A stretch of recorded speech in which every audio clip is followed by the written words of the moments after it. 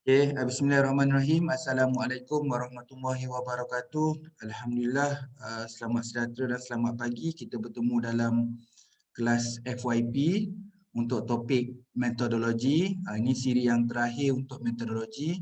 Kita akan masuk pada perbincangan tentang populasi, persempelan, penyelidikan tinjauan ni adalah survey lah, siapa yang nak gunakan soal sidik. Kemudian kita ada eksperimen, kemudian kita ada model hipotesis. Saya kena tambah sikit. Kita ada, saya tak masukkan kat sini, kita ada ni juga temu bual. Hipotesis dan temu bual. Saya ada tambah dekat belakang tu adalah temu bual. Okey, temu bual. Jadi perkara-perkara ini adalah perkara-perkara yang biasa dalam sebuah penyelidikan, sama ada kuantitatif ataupun kualitatif. Kita melibatkan semua perkara ni. Okey, ada yang baru join. Okey, kita teruskan untuk perkongsian kita yang pertama adalah berkaitan dengan populasi dan persempelan. Okey, rasanya kita dah belajar berkaitan populasi ni. Siapa yang nak belajar masih STPM, yang matrikulasi, diploma, malah mungkin dalam subjek kita belajar dalam subjek matematik, subjek statistik, kita dah belajar apa itu populasi. Dalam penyelidikan, perlulah mengetahui siapa adalah individu yang kita nak tahu siapa yang harus untuk menjadi responden ataupun partisipan. Kita panggil dalam orang kuantitatif, kita panggil responden lah. Tetapi untuk orang kualitatif, kita biasa panggil peserta ataupun participants. Okay. Alright, populasi ini perlulah menepati ciri yang diperlukan dalam penyelidikan. Kita ambil contoh dekat bawah tu, ada 3, populasi sebenar, populasi sasaran dan populasi capaian. Populasi sebenar, dia merupakan sesuatu yang besar, yang sukar diperolehi. Contoh, jumlah guru di Malaysia. Okey, jadi semua guru di Malaysia ni merupakan guru. Tetapi secara khusus, sampel yang kita nak jalankan tu mungkin tidak tepat. Jadi kadang-kadang populasi yang sebenar tu sukar diperolehi. Kan kajian kita kan, di kalangan guru. Betul ke guru?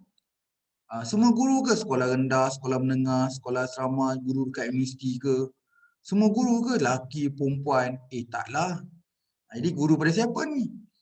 Guru yang ajar perdagangan. Oh, sekolah menengah je. Semua sekolah menengah ke? Sekolah asrama penuh, sekolah apa? Semua sekolah kat pendalaman, semua sekolah ke? Oh, tidak. Sekolah kat negeri Perak je. Nampak tak? Kita frame kan. The zoom and zoom and zoom and zoom. Jadi, daripada populasi sebenar, kita turun kepada ataupun kita zoom atau kita framekan kepada sasaran. Populasi sasaran boleh diperolehi. Bila kita tanya lagi, oh tidak, masih ada lagi-lagi. Jadi rupanya pelajar tingkatan 4 je. Jadi pelajar tingkatan 4 itu adalah populasi capaian realistik. Okey, nombor 1, kita kena tahu siapa populasi. Populasi yang betul adalah populasi yang khusus. Siapa? Cikgu cikgu yang mengajar perdagangan tingkatan 4 di negeri Perak sahaja. Jadi berapa? Kira-kira ada 3,000. Okey, ada 3,000. Adakah 3,000 itu dia akan diedarkan semua? Adakah 3,000 populasi guru tingkatan 4 yang ajar perdagangan di negeri Perak akan diedarkan semua? Kalau diedarkan semua, kajian kita cuma ada populasi sahaja. Tapi kalau kita nak guna sebahagian saja daripada populasi, itu dipanggil persempelan. Itu dipanggil persempelan. Saya ulang balik, dalam research ni, kita kena identify populasi dan persempelan. Apabila kita menggunakan keseluruhan populasi, iaitu populasi sebenar atau populasi sasaran atau populasi capaian, Itu bermaksud kita menggunakan kesemuanya, bermaksud tidak perlu pensampelan. Kerana pensampelan membawa maksud satu data yang mewakili daripada populasi. Kita panggil subset. Dalam kes ni tadi 3,000 jumlah populasi capaian dia. Dan saya nak edarkan semua 3,000 tu. Bermaksud persampelan tak wujud. Tapi kalau saya tak mampu untuk edarkan 3,000 tu, melibatkan masa, kos, logistik perjalanan. Jadi saya nak gunakan sebahagian daripada tu. Contoh sebahagian dia adalah 384. Contoh. Contoh dia 384. Jadi saya cuma guna 384 daripada 3,000 sahaja.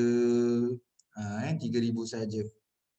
Okey, yang tu dia panggil sebagai populasi. Kalau gunakan 384 daripada 3,000 tu dinamakan kita menggunakan pensampelan. Okey. Okay, ini persampelan. Nampak Yang warna orange tu populasi sebenar. Kemudian kita tentukan populasi sasaran. Kemudian kita akan zoom lagi sampai populasi capaian. Dekat populasi capaian itulah kita baru tentukan persampelan. Jadi kita sekiranya kita tidak menggunakan keseluruhan kesemuanya dalam populasi capaian, bermakna kita guna persampelan. Okey, persampelan ni ada tiga. Ada dua. Persampelan kebarangkalian ataupun persampelan bukan kebarangkalian. Untuk persampelan kebarangkalian terdapat 4. Rawak mudah. Juga persampelan kebarangkalian ni juga ada panggil persampelan rawak. So ada rawak mudah, rawak strata, rawak sistematik, rawak kluster. Ini kita nak belajar tentang persampelan jenis kebarangkalian atau persampelan secara rawak. Kita bagi yang pertama, rawak mudah. Katakan tadi, ambil contoh tadi. Kita punya populasi 3,000 dan kita gunakan persampelan dengan menggunakan formula. Nanti saya akan ajar, Pakcik akan ajar tentang kiraan saiz sampel. Saya ada 1 minggu nanti, minggu yang belakang-belakang sikit. Lepas kita belajar SPSS nanti, saya akan ajar untuk pembangunan soal sidik. Dekat soal sidik nanti kita akan belajar kiraan saiz sampel sekali. Okey. Jadi rawak mudah ni memilih sampel secara rawak. Secara rawak je. Daripada 384 tadi tu, okey, sebelum tu saya nak cerita kita ni kena dapat 384. Betul? Daripada 3,000 tadi kita perlukan sebanyak 384. Yakin ke kita edar 384 dapat 384? Kan? Memang betul kita kena dapat 384. Takkan kita yakin edar 384 dapat 384. Kadang-kadang orang tambah lagi 10%. Ada yang tambah 20% lagi. Kalau 10% macam mana? 384 campur lagi 38. Ataupun 39. Kalau itu bunda 38 lah. Kalau nak 20%, jadi kita tambah lagi 76. 384 campur 76. Jadi kenapa? Jadi kita ada tambahan 20% tu just in case soal sidik kita ada orang tak jawab. Ada yang tertinggal soalan, ada yang tak jawab, ada yang main-main. Jadi yang main-main tak jawab tu kita boleh gugurkan atau kita buang supaya kita masih lagi dapat kuantiti 384. Pakcik ulang balik. So kita dah tahu populasi kita tadi, guru penerangan tingkatan 4 di Negeri Perak ada 3,000 contoh. Berdasarkan formula, menggunakan jadual atau kiraan formula, kita perlukan sampel sebanyak 384. Daripada 384 tu kita perlu ada penambahan sebab takut soal sidik kita tak dijawab, tak dipulangkan dan ada main-main. Jadi saya tambah lagi 20% contohnya. Jadi 20% daripada 38 adalah 76.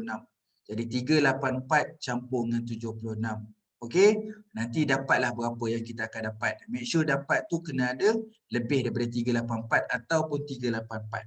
Okey, kita patah balik dekat rawak mudah. So rawak mudah ni sampel secara rawak berdasarkan populasi yang diketahui, yang kita ketahui tadi 3,000, yang memberi peluang yang sama untuk dipilih. biasanya teknik undian dalam pemilihan sampel jenis ini lebih adil terhadap populasinya. Jadi sampel ni kita ada tadi berapa? 3,000. Okey, kita nak tarik, ni contohlah, yang ni okeylah. Sebab semua nombor dekat nombor balang tu, jadi kita nak tambah lagi 20% tadi tu, 78 campur 384, kita tarik. Semua nombor 3,000 tu dalam balang, kita ambil undian, cara undian. Ini cara rawak mudah. Semua sampel kita 3,000 tu, kita tulis nombor 1, gulung-gulung-gulung masuk dalam balang. So ada 3,000 dalam tu semua. So you tarik lah, mula-mula you tarik 384, lepas tu tarik lagi 76. Jadi itulah you punya persampalan. Itu dinamakan kaedah rawak mudah. Selain daripada undian dalam balang, boleh lagi buat cara-cara yang samalah. Tapi konsep dia lebih kurang, yang mengkonsep dia sebagai rawak mudah. Kita pergi yang kedua, rawak strata. Kajian yang sama, melibatkan cikgu tadi, cikgu penerangan tingkatan 4 di negeri Perak. Kita pecahkan merujuk kepada beberapa kumpulan. Populasi pertama dibahagikan kepada beberapa kumpulan. Kemudian ahli dipilih secara rawak dari setiap kumpulan. Okey, jenis sampel ini amat sesuai digunakan bagi kajian yang berasaskan zon, negeri, daerah, bahagian dan pemilihan sampel berasaskan beberapa kategori. Okey, Perak ada berapa daerah? Okay. Katakanlah 10 daerah. Jadi kita tadi 384 campur dengan 76. Sekejaplah saya tambah. Asyik kira-kira macam tu je, baik saya tambah sekejap. So saya kira sekejap. Contoh. Sekejap 384 campur dengan 76 adalah 460. Okey, 460 tu saya pecahkan merujuk daerah. Jadi daerah Perak ada 10. Jadi setiap daerah ada 46 sampel. Itu namanya kaedah strata. Kaedah strata. Okey, kita ada 460 sampel yang kita perlukan dan kita pecah-pecahkan merujuk daerah atau zon dan sebagainya. Jadi contohnya kita pecah daerah daripada 460 bahagi dengan 10. Jadi satu daerah dapat 46. 46 orang tu macam mana nak pilih kat daerah? Itu cara rawak. Buatlah macam mana nak buat undian balang tadi pun boleh. Tapi peringkat pertama tu kena asingkan merujuk pada zon, negeri, daerah atau sebagainya. Itu dinamakan kaedah rawak strata. Okey, yang ketiga adalah rawak sistematik. Anda dipilih menggunakan corak atau pattern seperti memilih setiap orang lain. Perlu ada senarai lengkap. Maksudnya kalau ada cikgu tadi, perlu ada senarai lama yang lengkap lah. 3,000 nama tadi ada. Kemudian memilih ahli mengikut susunan nombor genap atau nombor ganjil yang bersesuaian. Okey, contoh kat bawah tu mudah tu faham. Jadi kita ada 3,000 tadi. Okey, kita ada 3,000 ahli. Kita ada 3,000 cikgu tadi. Maka sampelnya, okey, yang kita nak dapat tadi berapa? 460. Okey, kita pergi contoh kat sini dulu, nanti kita apply. So kat sini contoh diberi adalah 1,900 orang dan sampel diperlukan adalah 320. Macam mana nak dapatkan 320 adalah kita bahagikan 1,900 bahagi dengan 320 dapat 6. Jadi dekat list nama 3,000 orang tu, kat list nama dekat 3 orang tu, dia akan buat genap 6. 6, 12, 18, 24, 30, 36.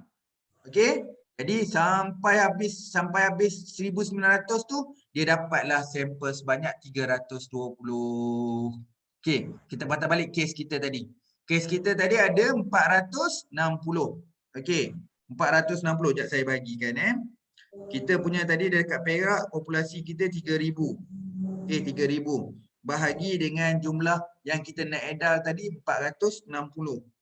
460. Jadi kat sini maksudnya 7. Kat sini kita bundarkan 6.5. 7 lah. Kita ambil 7. Jadi 7. 3,000 nama tu 7, 14, 21, 28. Berapa tu? 35, 4, 2. Jadi itu adalah gandaan 7. Itu kaedah rawak sistematik. Yang penting kita dapatkan jumlah populasi kita tadi 3,000, populasi capaian. Dan kita tadi dapatkan berapa? 384 campur dengan kita nak tambah lagi 20%, 76 dapatlah 460. Jadi 3,000 bahagi dengan 460 kita dapat 7. Jadi kiraan statistik dia boleh gunakan corak atau pattern gandaan 7. Kan? Itu kaedah rawak sistematik. Kita boleh gunakan rawak kluster. Senang sikit sebab kita ni dalam situasi pandemik COVID-19 ni senang.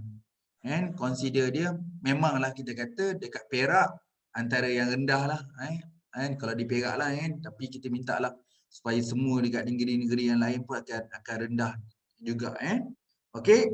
Jadi contoh paling mudah tak naklah bagi contoh COVID ni, kita contoh lain lah. Okey, contoh dia pertandingan bola sepak. Pertandingan sukan di sekolah lah bola sepak. Contohnya, okey kan biasanya setiap sekolah akan hantar wakil lah. Sekolah A ada wakil dia, sekolah B ada wakil dia. Okey, kita kata start pada sekolah Jadi pertandingan bola sepak antara sekolah. Satu kawasan, satu daerah itu. Jadi sekolah A menang. Jadi sekolah A tu akan mewakili daerah Tanjung Malim. Itu namanya bagaimana kita ada banyak sekolah dan kita ambil sekolah di, katalah satu sekolah A tu mewakili sampel kita. Itu namanya kluster. Mula-mula adil. Lepas tu buat pertandingan, siapa yang menang, kita ambil kluster yang menang tu. Itu kaedah kluster. Jadi dalam yang menang tu, macam main bola sepak, kita pun tahu kan 11 orang dia main, yang lain adalah simpanan, lebih kurang macam itulah. Dan kita memilih sampel daripada kluster yang kita pilih. Itu kaedah kluster lah. Katakanlah dalam keadaan macam kita nak apply balik dalam COVID-19 ni, dekat Perak ada yang kluster yang jatuh, kluster yang ada positif COVID-19. Jadi yang di situ sajalah dia akan jadi zon merah. Jadi zon merah. Itu kaedah kluster. Okey, saya ulang balik. Kaedah mudah sungguh lah. Kita letak je nombor dalam balang, kita tarik je. Dan kaedah strata, kita kena susun, pecahkan ikut negeri ke daerah. Kemudian kita akan gunakan rawak dalam memilih satu-satu daerah tu. Ataupun kita buat pecahan tadi, 460 bagi dengan 10 daerah, jadi ada 46. Jadi 46 setiap daerah, nak milih 46 tu kita boleh pilih secara rawak. Kaedah sistematik tadi, kita bahagikan 3,000 bahagi dengan 460. Itu gandaan 7. So gandaan 7 tu jadikan sebagai kita punya pemilihan sampel kita. Ataupun kaedah kluster, memilih satu kelompok saja untuk jadikan kluster. Dalam kluster tu kita rawakkan. Jadi 4 kaedah, kaedah secara rawak. Kaedah secara rawak ni lebih sesuai untuk orang yang guna soal selidik. Siapa yang guna soal sidik ataupun kuantitatif sangat sesuai guna kebarangkalian. Kita tengok satu lagi, sekiranya bukan kata semua orang kena gunakan soal sidik, kena gunakan kebarangkalian, ada juga kes-kes terpencil. Okey, seterusnya kita akan belajar yang kedua, persempelan bukan kebarangkalian. So ada 4. Selesa, tujuan, kota dan berbola salji. English dia, selesa tu convenience. Tujuan tu purposive. Kota is kota lah. Berbola salji tu snowball. So kita ada convenience, purposive, kota and snowball. Okay, yang ni kebiasaannya banyak digunakan bagi kajian kualitatif. Minggu lepas kita dah belajar dah. Kalau lupa, tengok balik video. Kita dah belajar perbezaan antara kuantitatif dan kualitatif. Okey, kualitatif masuk temu bual. Macam tadi, secara kebarangkalian tadi tu guna soal sidik, dan banyaknya yang bukan kebarangkalian ni menggunakan temu bual ataupun interview. Okey, kita pergi yang pertama. Persempelan mudah. Tadi lain tadi rawak mudah. Kalau dekat tadi kebarangkalian tadi nama dia rawak mudah. Yang ni persempelan mudah, dia tak ada rawak. Sebab dia bukan kebarangkalian. Bukan kebarangkalian maksudnya bukan rawak. Dia jadilah persempelan mudah. Persempelan termudah. Memang mudah sungguhlah. Senang pantas untuk memilih ahli kajian. Sesiapa saja dapat mengurangkan kos, ia adalah sesuai dan tidak memerlukan mementingkan ketepatan. Kalau yang tadi tu secara rawak tu penting ketepatan. sampai kena ada formula, kena ada table nak kira. Okey. Contohlah dekat UPSI nanti ada satu pertandingan inovasi pendidikan anjuran UPSI. Jadi kita pun nak buat kajian. Kajian kita pula berkaitan dengan inovasi pendidikan. Siapa saja yang kunjung dalam pameran ini, boleh temu bual. Siapa saja yang datang. Sebab itu adalah persamplan mudah. Sebab kita tengah cover tentang topik inovasi pendidikan. Siapa dia yang datang kepada pertandingan dan pameran inovasi itu, kita boleh temu bual. Ini mudah sungguh lah. Itu namanya convenience sampling. Jadi dengan harapan kita punya objektif atau kita punya kajian tidak terlalu khusus. Kalau kata inovasi pendidikan OKU, kena carilah yang golongan special education ni. Kalau kata nak cari inovasi pendidikan spesifik, katakan untuk satu golongan tertentu untuk orang B40, kena identify lah dia ni golongan B40 ke tidak. Kan? Tapi secara mudah dia begitu. Kita pergi je satu pertandingan inovasi, sebab tajuk kita pun inovasi pendidikan. Pergilah pertandingan atau pameran inovasi pendidikan. Siapa saja yang kunjung kat situ boleh jadikan sebagai peserta ataupun partisipan untuk kita interview. Persampalan bertujuan purposif. Dalam banyak-banyak kajian kualitatif, ini merupakan satu kaedah persampalan bukan kebarangkalian yang popular. Kerana dia kena interview orang yang selayaknya. Persampalan yang memberi tumpuan terhadap ciri-ciri tertentu dan sesuai dengan fokus penyelidikan yang ingin dilaksanakan. Contoh, kajian tentang kemahiran mengawal bola sepak dengan baik adalah kajian sukan. Kajian tentang kemahiran mengawal bola sepak dengan baik. Jadi pemilihan sampel akan diambil dari kalangan pemain bola sepak. Okey. Tetapi kan Pak Cik sebutkan tadi kena pilih sampel yang terbaik. Jadi siapa pemain di Malaysia ni? Kalau kita duduk kat Malaysia sekarang ni, siapa pemain bola sepak di Malaysia ni dapat mengawal atau berkemahiran mengawal bola sepak dengan terbaik? Orang tu lah kita kena interview. Kan? Kalau dia dekat JDT, kena pergi interview, kena pergi Johor.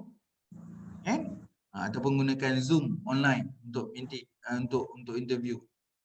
Jadi itu sangat penting bila kita nak buat kaedah bertujuan atau purposif ni, kena dapatkan orang yang terbaik. Bila kita interview orang yang terbaik, jawapan yang kita dapat pun yang terbaik. Itu kaedah bertujuan. Purposif. Persampalan kota. Okey, persampalan kota ni ikutkan, macam saya sendiri pun saya pernah buat research, guna kaedah kota juga saya gunakan soal sidik. Jadi kaedah kota ni boleh gunakan dalam soal sidik, boleh juga gunakan dalam set temu bual. Persampalan berlapis tetapi ditentukan dengan prinsip bukan kebarangkalian, dimulakan dengan membahagikan populasi. Okey, kita populasi tadi kita bahagikan dulu. Okey. Kepada beberapa berdasarkan kota-kota yang dikategorikan oleh pengkaji kita lah. Subjek dipilih sehingga bilangan satu kategori yang mempunyai ciri tersebut itu dipenuhi. Contoh, okey. Kategori boleh dibagikan kepada daerah. Sama macam strata tadi. Pecahkan satu daerah, satu negeri. Kemudian kita perincikan lagi. Katakan satu negeri tadi berapa yang kita nak dapat. Jadi kita perincikan ikut jantina. Berapa banyak tadi? Kalau kata 46 orang tadi. Daripada 46 orang tadi, berapa jumlah lelaki dan berapa jumlah perempuan? Okey, 46 tadi kita pecah adil, 23 lelaki, 23 perempuan. Contoh. Daripada 23 lelaki dan 23 orang perempuan, diperhalusi mengikut peringkat umur. Okey, katalah ada 3 peringkat umur. Katakan ada 3 peringkat umur. Jadi 3 peringkat umur tu ada peringkat umur yang senior tu yang tua lah, yang sederhana, pertengahan dan yang muda atau remaja. Ada 3 peringkat umur. Jadi kalau tadi 23, bahagilah dengan 3, seorang dapat berapa tu? Dalam 7 kan lebih kurang. Ada yang 7, ada yang 8. So ada yang peringkat umur yang senior 7 atau 8, sederhana pun ada 7 dengan 8, yang muda pun 7 hingga 8. Itu namanya kaedah kota. Dia ada sama sikit dengan strata kan, tapi kat kaedah kota ni perincikan lagi, diperhalusi lagi, merujuk contohnya pecahan ikut jantina dan kemudian diperhalusi lagi dengan peringkat umum. Itu namanya persempelan kota. Okay, kita pergi yang keempat, persempelan bola salji ataupun snowball. Ini persempelan yang sesuai jika peserta sukar dikesan, dikenal pasti. Kes kritikal dan sensitif. Contohnya, kita ambil contohlah kalau polis Diraja Malaysia, bila dia nak dapatkan suspek ataupun penjenayah dalam satu kes-kes tertentu, akhirnya dapatlah satu suspek ni. Yang kita katakan mungkin dia lah, kalau kes pembunuhan, dia lah yang membunuh. Okay. Cuma bila kita buat siasatan, polis buat investigation hari itu, dan kes pembunuhan ini bukan dilakukan oleh seorang. Contoh dia kan, jadikan cerita lah. Jadi, persempelan ini harus dilakukan secara snowball. Jadi, pemilihan peserta berdasarkan ciri-ciri ditentukan atau merujuk pada orang yang mengetahui dan memilih sampel. Peserta objek pertama perlu didapatkan. Okey, tadi kita dapatkan suspek kan. Kemudian meminta untuk perkenalkan peserta orang lain. Proses diulangi sehingga saiz sampel dianggap cukup. Okey, kita dapat tangkap tadi suspek. Okey, siapa lagi terlibat? Siapa lagi terlibat bersama-sama dalam kes pembunuhan ni? Saya tak membunuh. Kita provoke dia lagi. Apa bukti kalau tak bunuh? Kita ada bukti menunjukkan kau membunuh. Tapi kita rasa bukan kau seorang je yang bunuh. Ada orang lain yang turut bunuh. Jadi kita nama dia snowball, bila last kali tu dia petik seorang nama kawan dia. Itu namanya snowball.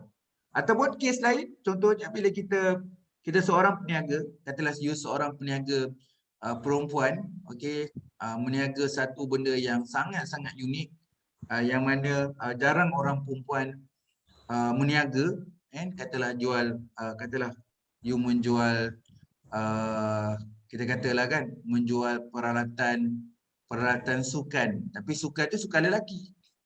Kita peralatan sukan rugby. Orang perempuan menjual peralatan untuk keperluan sukan untuk rugby, contoh dia. Rare lah orang perempuan dapat jual benda tu. Jadi susah nak cari sampel kan. Jadi kita kenal seorang je. Okay, kita interview dia, yang kita tanya, siapa lagi orang perempuan yang ada jual benda-benda peralatan sukan rugby ni? Ada seorang dekat Perak, kat Tanjung Malim ada seorang. Itu snowball. Sampai kat Tanjung Malim pula kan dia beritahu, ada seorang lagi dekat Kelantan. Ada seorang lagi dekat Perlis. Jadi itu namanya snowball. Kaedah snowball. Okey, kemudian persempelan volunteer. Ni lagi senang ni. Kita dah ada populasi.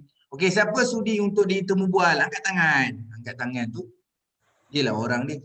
Jadi individu yang mana persempelan yang mana seorang individu tersebut mempunyai pilihan. Peluang untuk terlibat sama dalam kajian. Persempelan ini juga disebut sebagai memilih diri, self-selecting. Individu yang memberi maklum malas untuk menjadi peserta secara sukarela. Okey, jadi untuk orang kajian kualitatif dan temu bual ni, kita ada persempelan mudah. Pilih je di kalangan peserta yang hadir daripada pameran inovasi pendidikan tu, contoh tadi. Kemudian persempelan bertujuan, kita kena cari orang yang terbaik. Kalau kena cari pemain bola sepak dapat mengawal bola, siapa yang terbaik dekat Malaysia ni, dialah orang yang kita kena temu bual. Kaedah kota kita pecahkan ikut daerah macam tadi. Okay, kita pecahkan daerah tadi dan kita perhalusi lagi merujuk jantina dan umum. Kaedah populasi haji by recommend. Kita susah nak dapat sampel, dapat detect seorang je. Daripada seorang tu lah baru beranak-anak. Okey, sukarela volunteer, siapa nak jadi sampel angkat tangan, dia akan jadi sampel yang kita akan interview nanti. Itu volunteer. Okey, sekarang ni kita nak belajar sikit apa itu penyelidikan dalam tinjauan. Tinjauan ni bahasa lain adalah survey. Survey. Okey, yang kedua adalah eksperimen. Tapi itulah di FPE ni kurang pelajar nak buat eksperimen. Kalau fakulti-fakulti lain tu ramai yang buat eksperimen, tapi fakulti kita ni kurang buat eksperimen. Okey, eksperimen ni bukanlah kata eksperimen yang kena bedah-bedah tikus tu, bukan. Buat kajian antara perbezaan antara sebelum dan selepas. Contohnya, kita ada skill, kita ada satu kaedah pengajaran yang bagus. Contohnya kan. Jadi bila kita ada satu kaedah pengajaran yang bagus, sebelum kita ajar kepada pelajar tu, kita ambil prestasi dia. Lepas kita masukkan kita punya modul atau pengajaran kita yang kita ada yang cara teknik yang baik tu, okay, kita ajar dalam masa 2 bulan, lepas tu kita buat eksperimen sebelum dan selepas. Adakah pencapaian pelajar tu meningkat lepas kita mengajar teknik baru ni? Itu namanya eksperimen. Okey, kejap saya nak tengok. Sekejap saya nak charge sekejap.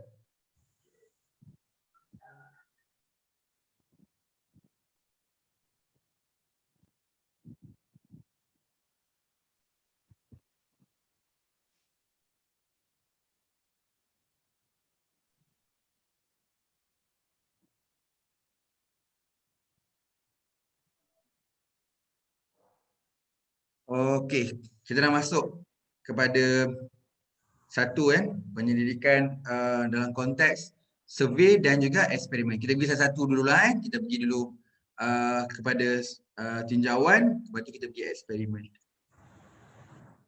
Okay, kita pergi yang tinjauan atau survey. Biasanya berkait rapat dengan didaktif. Ingat lagi tak minggu lepas?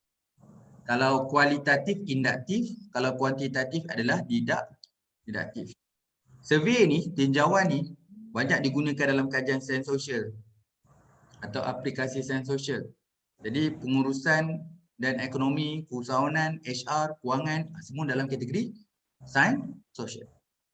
Biasanya mengumpul informasi bagi mencari jawapan dengan menanyakan persoalan berkisar tentang apa, siapa, di mana, berapa banyak.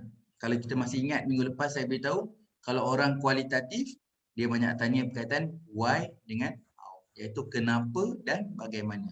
Tetapi untuk kaedah tinjauan ni, yang menggunakan soal sidik dalam kuantitatif, lebih kepada apa, siapa, di mana dan berapa banyak. Dengan menggunakan prosedur pengukuran yang bersesuaian.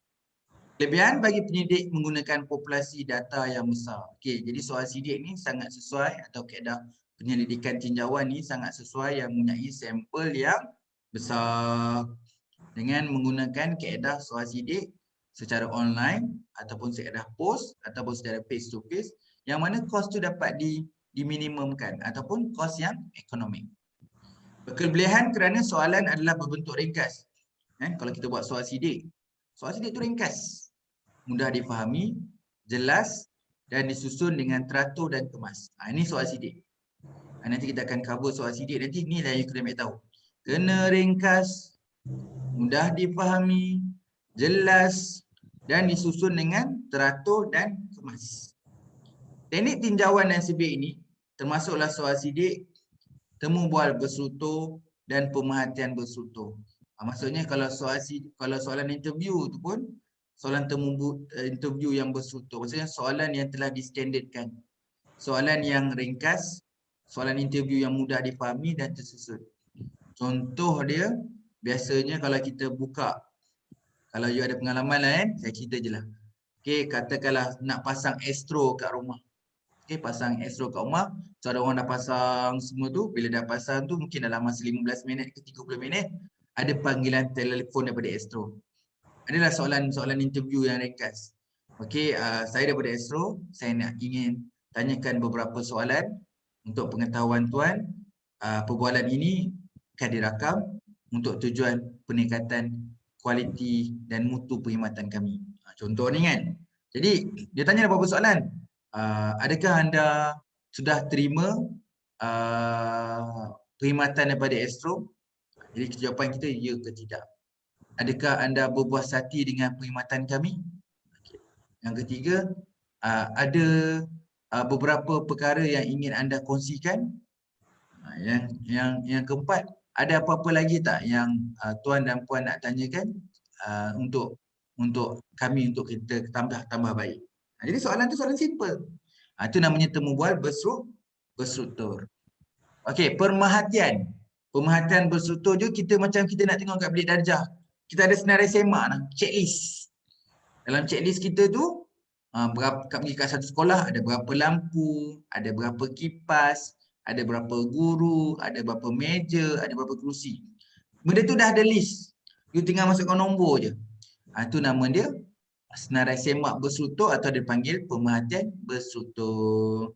Jadi soal sidik, kaedah-kaedah soal sidik pun boleh guna tinjauan survey ni. Menggunakan interview berstruktur pun boleh. Nak gunakan observation checklist pun boleh. Apa beza dengan orang kualitatif? Sebab dia buat temu bual. Temu bual kualitatif merujuk pada soalan yang perlu dikupas secara mendalam. Cerita pandangan anda 20 tahun menjadi pelajar di Malaysia. Puas nak cerita tu? Detail nak cerita?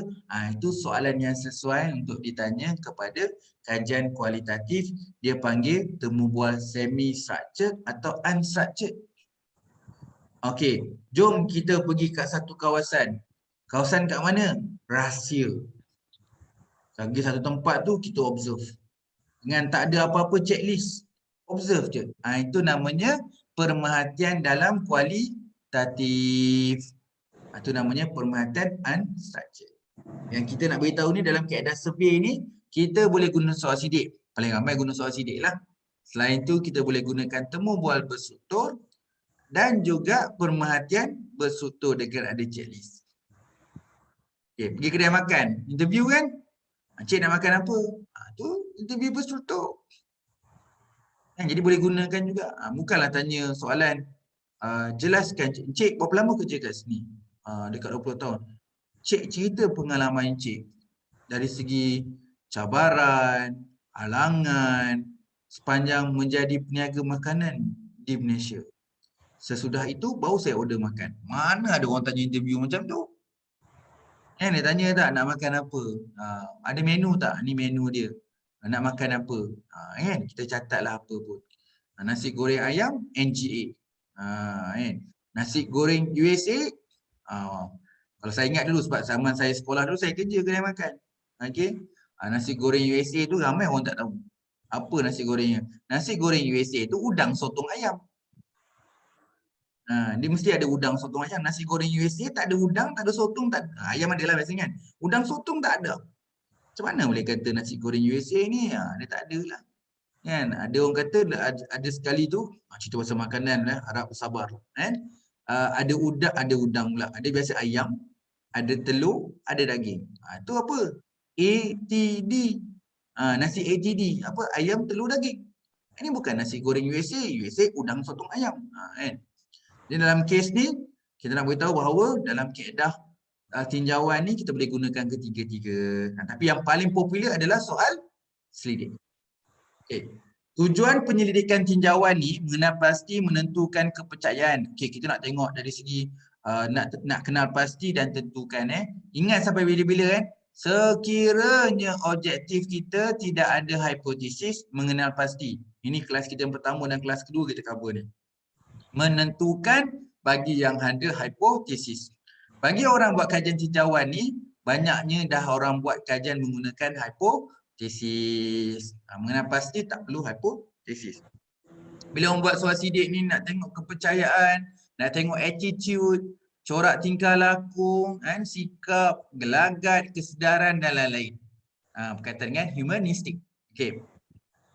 Menilai ketersediaan dan kebolehcapaian dan kebolehgunaan. Kita nak menilai prestasi dia, nak menilai benda tu okey ke tidak, capai atau tidak, dari segi aspek kebolehgunaan dia. Tentang sesuatu perkara, program, aktiviti ataupun pembangunan.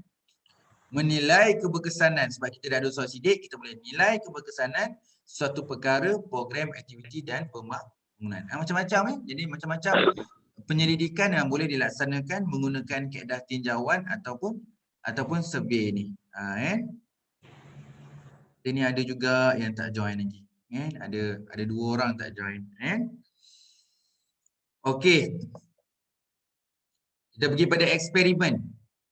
Eksperimen pun boleh gunakan soal sidik sebagai pengukuran. Tapi eksperimen ni lain sikit. Saya cerita dulu lah. Dia ada pra-eksperimen.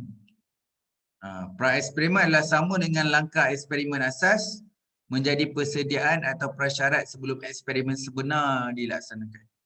Namunnya ia tidak dapat melibatkan kumpulan kawalan.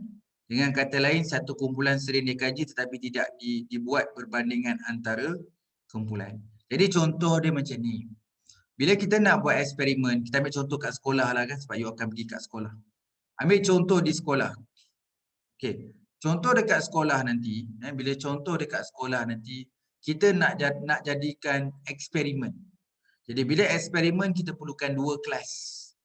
Jadi kita nak pastikan macam mana 2 kelas ni adalah tidak bias. Mempunyai yang kita panggil adalah mempunyai aras yang sama atau label yang sama. Biasanya kalau kat sekolah tu, kelas yang dekat-dekat lah. Macam kita ada kelas A, B, C, D. Biasa kelas A dengan B tu ada aras yang sama. Jadi kita buat eksperimen dulu. Kita tentukan adakah markah peperiksaan dia atau markah penilaian dia kelas A dengan B tu tak jauh beza. Tu namanya kita buat pra-eksperimen untuk mengesahkan betul tak kita nak pakai kelas A dan B ni sebagai kita nak buat eksperimen. Sesuai tak A dan B ni untuk dijadikan sampel dalam buat eksperimen. Okay, saya kongsikan eksperimen ni sebab saya merasakan ada antara kita yang sesuai untuk jalankan FYP ni semasa buat praktikal yang mana kita boleh jalankan eksperimen dengan harapan kita boleh face to face lah. Eksperimen sebenar, true. Penyelidikan ini boleh manipulasi pemoleh ubah eksperimen. Penyelidik mempunyai kawalan ke atas eksperimen. Mesti ada satu kumpulan eksperimen dan satu kumpulan perbandingan antara perbandingan atau kawalan. Atau subjek yang ditugaskan secara rawak sama ada kumpulan kawalan atau kumpulan eksperimen. Kumpulan kawalan adalah kumpulan yang tidak menerima rawatan. Macam inilah bila kita dah pilih kelas A dan kelas B tadi, dikategorikan 2 kumpulan. Kelas A, kelas yang bijak sikit lah daripada kelas B, bijak sikit je. Okay? Itu kumpulan kawalan. Kumpulan yang tidak diberi eksperimen. Tetapi kelas B yang sedikit rendah berbanding kelas A akan diberi eksperimen. Jadi ada 2 kumpulan, satu kumpulan eksperimen, satu kumpulan kawalan. Rawatan tu dipanggil eksperimen lah. Mereka bentuk eksperimen sebenar bergantung pada hipotesis kajian yang dilakukan. Okey. Tetapi bila nak cerita tentang eksperimen sebenar ni ada beberapa bahagian. Dipanggil eksperimen makmal dengan eksperimen penyelidikan, eksperimen lapangan. Okay, apa itu eksperimen makmal? Eksperimen makmal lebih sesuai untuk dikaji oleh pure science. Yang kawan-kawan kita, sahabat-sahabat kita dalam bidang sains duduk kat lab. Okay. Aspek untuk percubaan untuk menyingkirkan faktor-faktor yang berlaku secara serentak, concurrent, memanipulasi antara satu atau dua pemoleh ubah lain supaya operasi setiap faktor dapat dilihat dengan jelas. Itu juga dengan pembinaan hubungan sebab akibat cause effect relationship antara dua pemoleh ubah dalam kesetaraan yang terkawal. Ini fase makmal lah. Kawan-kawan kita try and error, cuba buat lagi kan.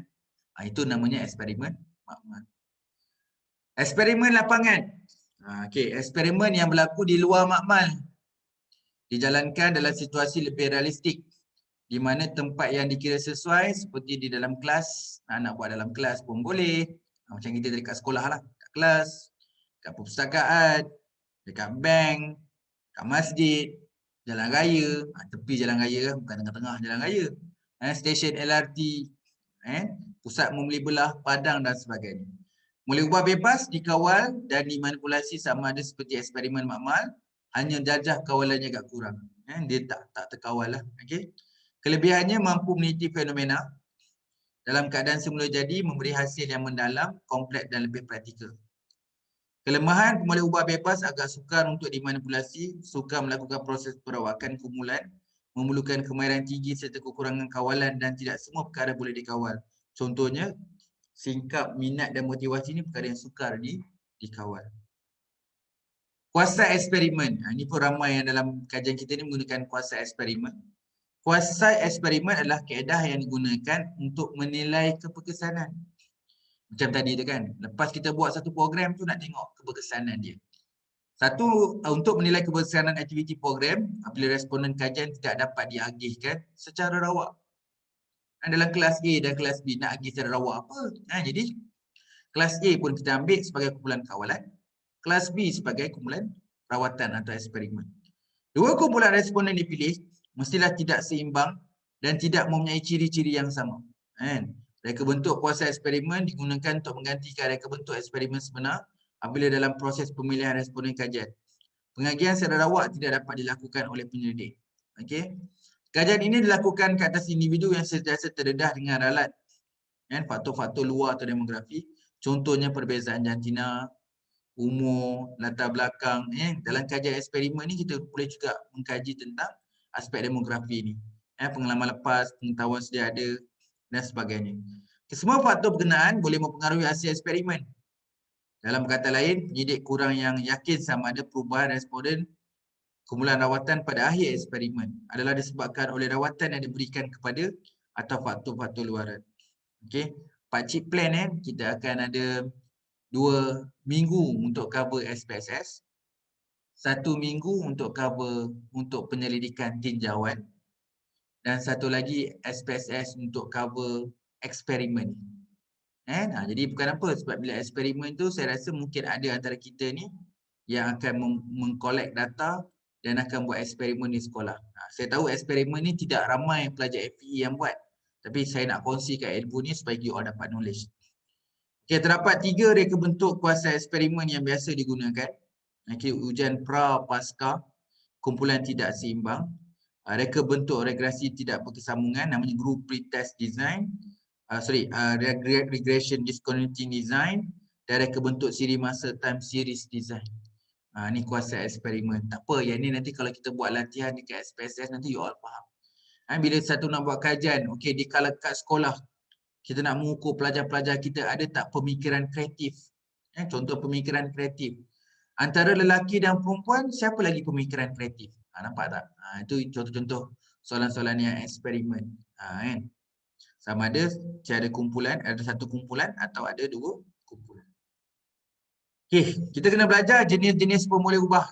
Kita ni dah kena belajar juga, selain daripada kita belajar populasi dan persamplan, kita dah belajar jenis penyelidikan tinjauan, jenis penyelidikan eksperimen, kita kena belajar juga jenis-jenis pemboleh ubah.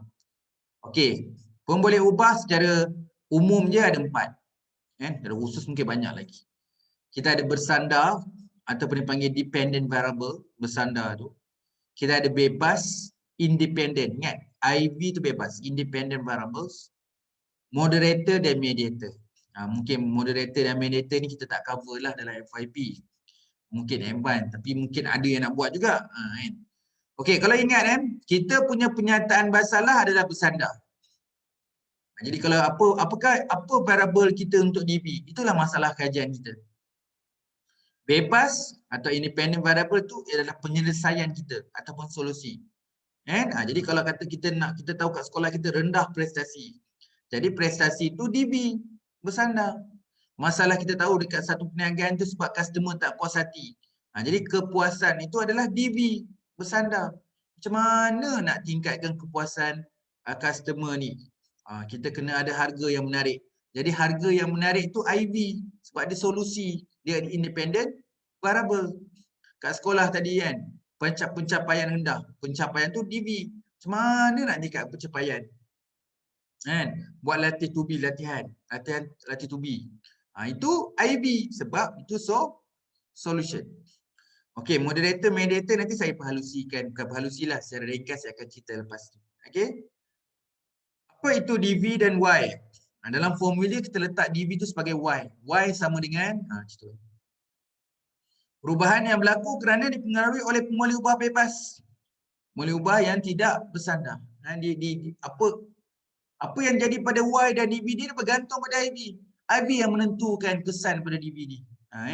Pemboleh ubah yang diramalkan oleh penyelidik akan merubah hasil daripada tindak balas. Apa saja yang kita explore, apa yang kita beri solusi dekat IV akan memberi kesan kepada DV. Jadi dia bergantung, bukan dia bergantung, maksudnya IV tadi tu dia akan memberi kesan kepada DV. Sebaliknya IV ataupun pemboleh ubah tidak bersandar ni, independent variable, merupakan pemboleh ubah yang merubahkan atau perkara yang dapat mengubah menjadi sebagai sebab dan punca pada kesan.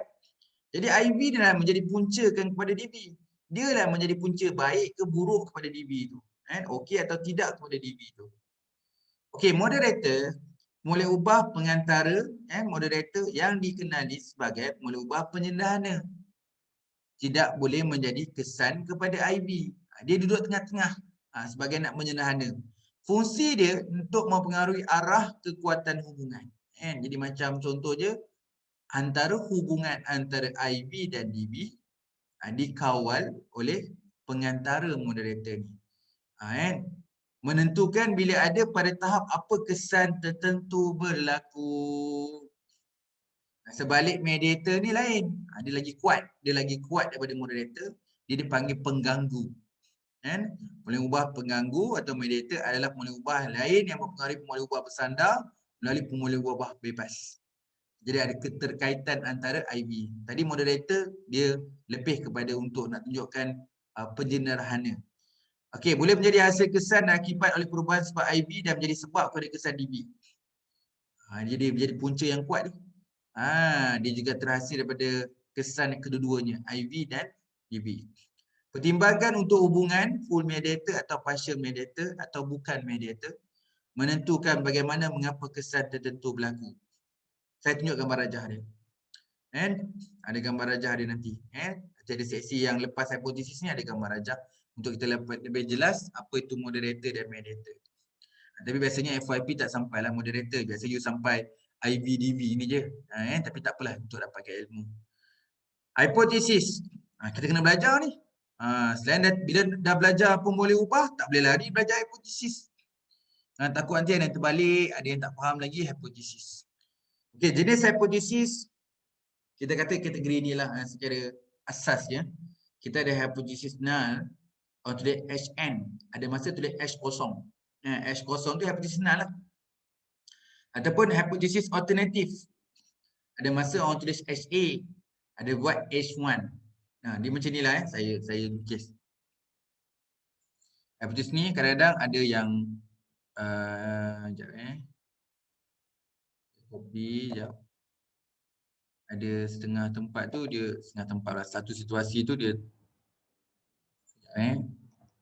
saya tunjukkan kecil sikit. Sama ada hash null. Hash null. Okey. Ada yang ni pun sama juga. HA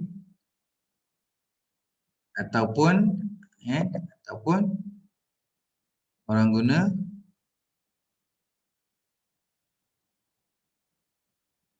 H1. Susah sangat okey. Saya kecilkan font size dia. Lebih kurang macam ni lah. Ini kena kecil sikit lagi.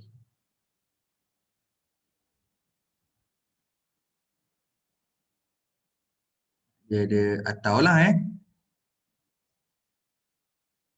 nanti ada yang confuse kan.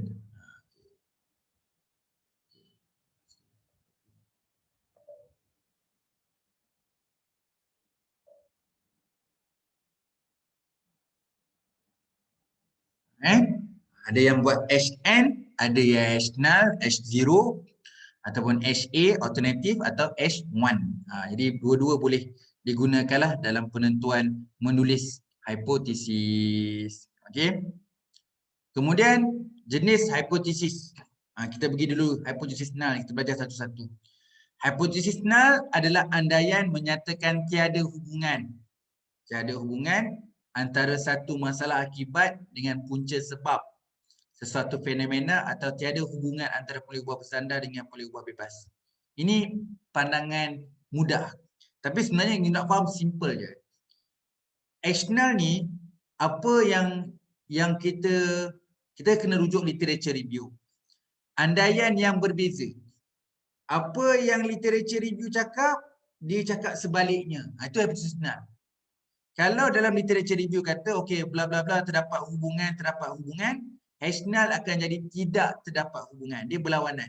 Kalau literature review cakap benda ni tak ada hubungan, benda ni tak ada hubungan, memang jelas tiada hubungan, so hipotesis null akan jadi ada hubungan. Bila takut baca slide ni nanti kita menghafal. Dia kena apply. H-null adalah hal yang selain yang dinyatakan dalam literature review. Contoh faktor ketiadaan program pembangunan halal. Kita tiada program pembangunan halal di negara asal menyebabkan banyak pelajar Filipina datang ke Malaysia untuk mencari ilmu dan menyambung pengajian tu. Jadi nak tunjukkan sebab tak ada program pembangunan halal di negara asal iaitu Filipina, menyebabkan ramai pelajar Filipina datang ke Malaysia untuk belajar program pembangunan halal. Okey, jadi tiada hubungan. Dia kat dalam kes ni sebab dia terbalik. National ni jadi tiada hubungan. Tiada hubungan antara ketiadaan program pembangunan halal negara asal dengan kedatangan pelajar Filipina. Walhal statement tu jelas. Dia kata faktor ketiadaan program pembangunan halal, maka dia datanglah pelajar Filipina tu datang ke Malaysia. Tapi dia akan pusing sikit, kontra. Dia akan cakap tiada hubungan antara ketiadaan program pembangunan halal negara asal dengan kedatangan pelajar Filipina FPT di Malaysia. Maksudnya hypothesisnya statement apa yang dalam literature review dia kontra. Okey. Sebaliknya hypothesis alternatif atau H1 ni adalah andaian yang menyatakan wujud hubungan antara satu sama lain ataupun kita faham adalah apa yang kita temukan dan apa yang literature review itu tulis. Kalau literature review itu kata faktor ketiadaan program pembangunan halal negara asal menyebabkan banyak pelajar Filipina datang ke FPT Malaysia, jadi kita pun terdapat hubungan antara ketiadaan program pembangunan halal di negara asal dengan kedatangan pelajar dari Filipina ke IPT Malaysia. Okey. Kemudian hipotesis lain daripada kita belajar tadi dia ada H0, itu adalah jenis hipotesis. Okey, H0 dengan H1. Kita kena belajar juga kategori hipotesis iaitu hipotesis terbuka dengan hipotesis tertutup. Apa antara dua ni? Okey, hipotesis terbuka dulu kita cover. Dalam hipotesis terbuka, boleh ubah belum dikenal pasti. Tak sure lagi. Tak tahu lagi pun boleh ubah dan hubungannya belum dapat dijangka secara tepat. Sangat limited. Sokongan kajian literatur dia sangat terhad. Yang mana hipotesis terbuka boleh ubah belum dikenal pasti, belum dijangka secara tepat. Itu sifat dia. Contoh, faktor pembangunan pendidikan, faktor pembangunan pendidikan di negara jiran menyebabkan banyak pelajar dari ASEAN datang ke Malaysia. Nampak kan? Sebab kita tak pasti lagi. Nampak? Faktor pembangunan pendidikan di negara jiran. Kenapa sebut negara jiran? Kenapa tak sebut je negara apa tu? Menyebabkan banyak pelajar ASEAN datang ke Malaysia. Sebab dia belum dapat dikenal pasti secara tepat. Jadi hipotesis dia tiada hubungan antara faktor pembangunan pendidikan negara jiran dengan kedatangan pelajar negara tersebut. Andaikan nasional kita tiada hubungan dan wujud hubungan antara pembangunan pendidikan negara jiran. Dan keyword kita pakai negara jiran. Sebab ni adalah hipotesis terbuka sebab kita terdapat kenal pasti dengan tepat hubungannya. Okey, hipotesis terbuka ni belum dapat dipastikan secara kesimpulan, belum dapat dipastikan secara tepat pelajar siswaza tu sama ada Brunei ke Singapura ke. Jadi tak dapat ditentukan. Sebab tu kita cakapkan negara jiran. Hubungan juga belum dapat dipastikan secara tepat. Sama ada pembangunan pendidikan tersebut merupakan faktor untuk meningkat atau mengurangkan kedatangan pelajar. Kita tak pasti lagi. Benda yang tak pasti, benda yang tak sure, dari segi ketepatan kurang tepat ataupun belum dapat digambarkan, dia dipanggil sebagai hipotesis terbuka. Hipotesis tertutup berlawanan. Dalam hipotesis tertutup, boleh ubah telah dikenal pasti. Dia beza sikit telah dikenal pasti ada hubungan secara tepat. Contohnya, faktor ketiadaan program pembangunan halal bidang di negara Filipina. Spesifik. Dekat Filipina menyebabkan banyak pelajar siswaza dari negara tersebut datang IPT di Malaysia. Jadi tiada hubungan antara faktor ketiadaan program pembangunan halal di negara Filipina dengan peningkatan pelajar Filipina. Wujud hubungan antara ketiadaan program pembangunan halal di negara Filipina meningkatkan pelajar Filipina ke IPT di Malaysia. Ini adalah hipotesis tertutup. Tahu kan? Kalau terbuka tu tak pasti lagi negara mana. Betul ke cara macam ni? Itu hipotesis terbuka. Tertutup kita dah tahu, dapat dikenal pasti hubungan secara tepat, malah kita dah tahu dah apa yang kita nak anggarkan. Okey, telah dipastikan secara tepat dan telah dapat dijangka secara tepat. Itu hipotesis tertutup. Okey, kita belajar tentang model. Ini penting sebab you all nak lakarkan you punya conceptual framework Jadi kita belajar sikit hari ni. Itu model hipotesis. Contoh, kita belajar, nanti kita akan belajar lepas raya ni, kita akan belajar SPSS, kita akan belajar buat analisis korelasi. Korelasi adalah ukuran tahap hubungan antara X dan Y ataupun X itu adalah IV, Y itu adalah DV. Kan? Hubungan antara IV dan DV, saya ulang balik, IV itu X, DV itu Y.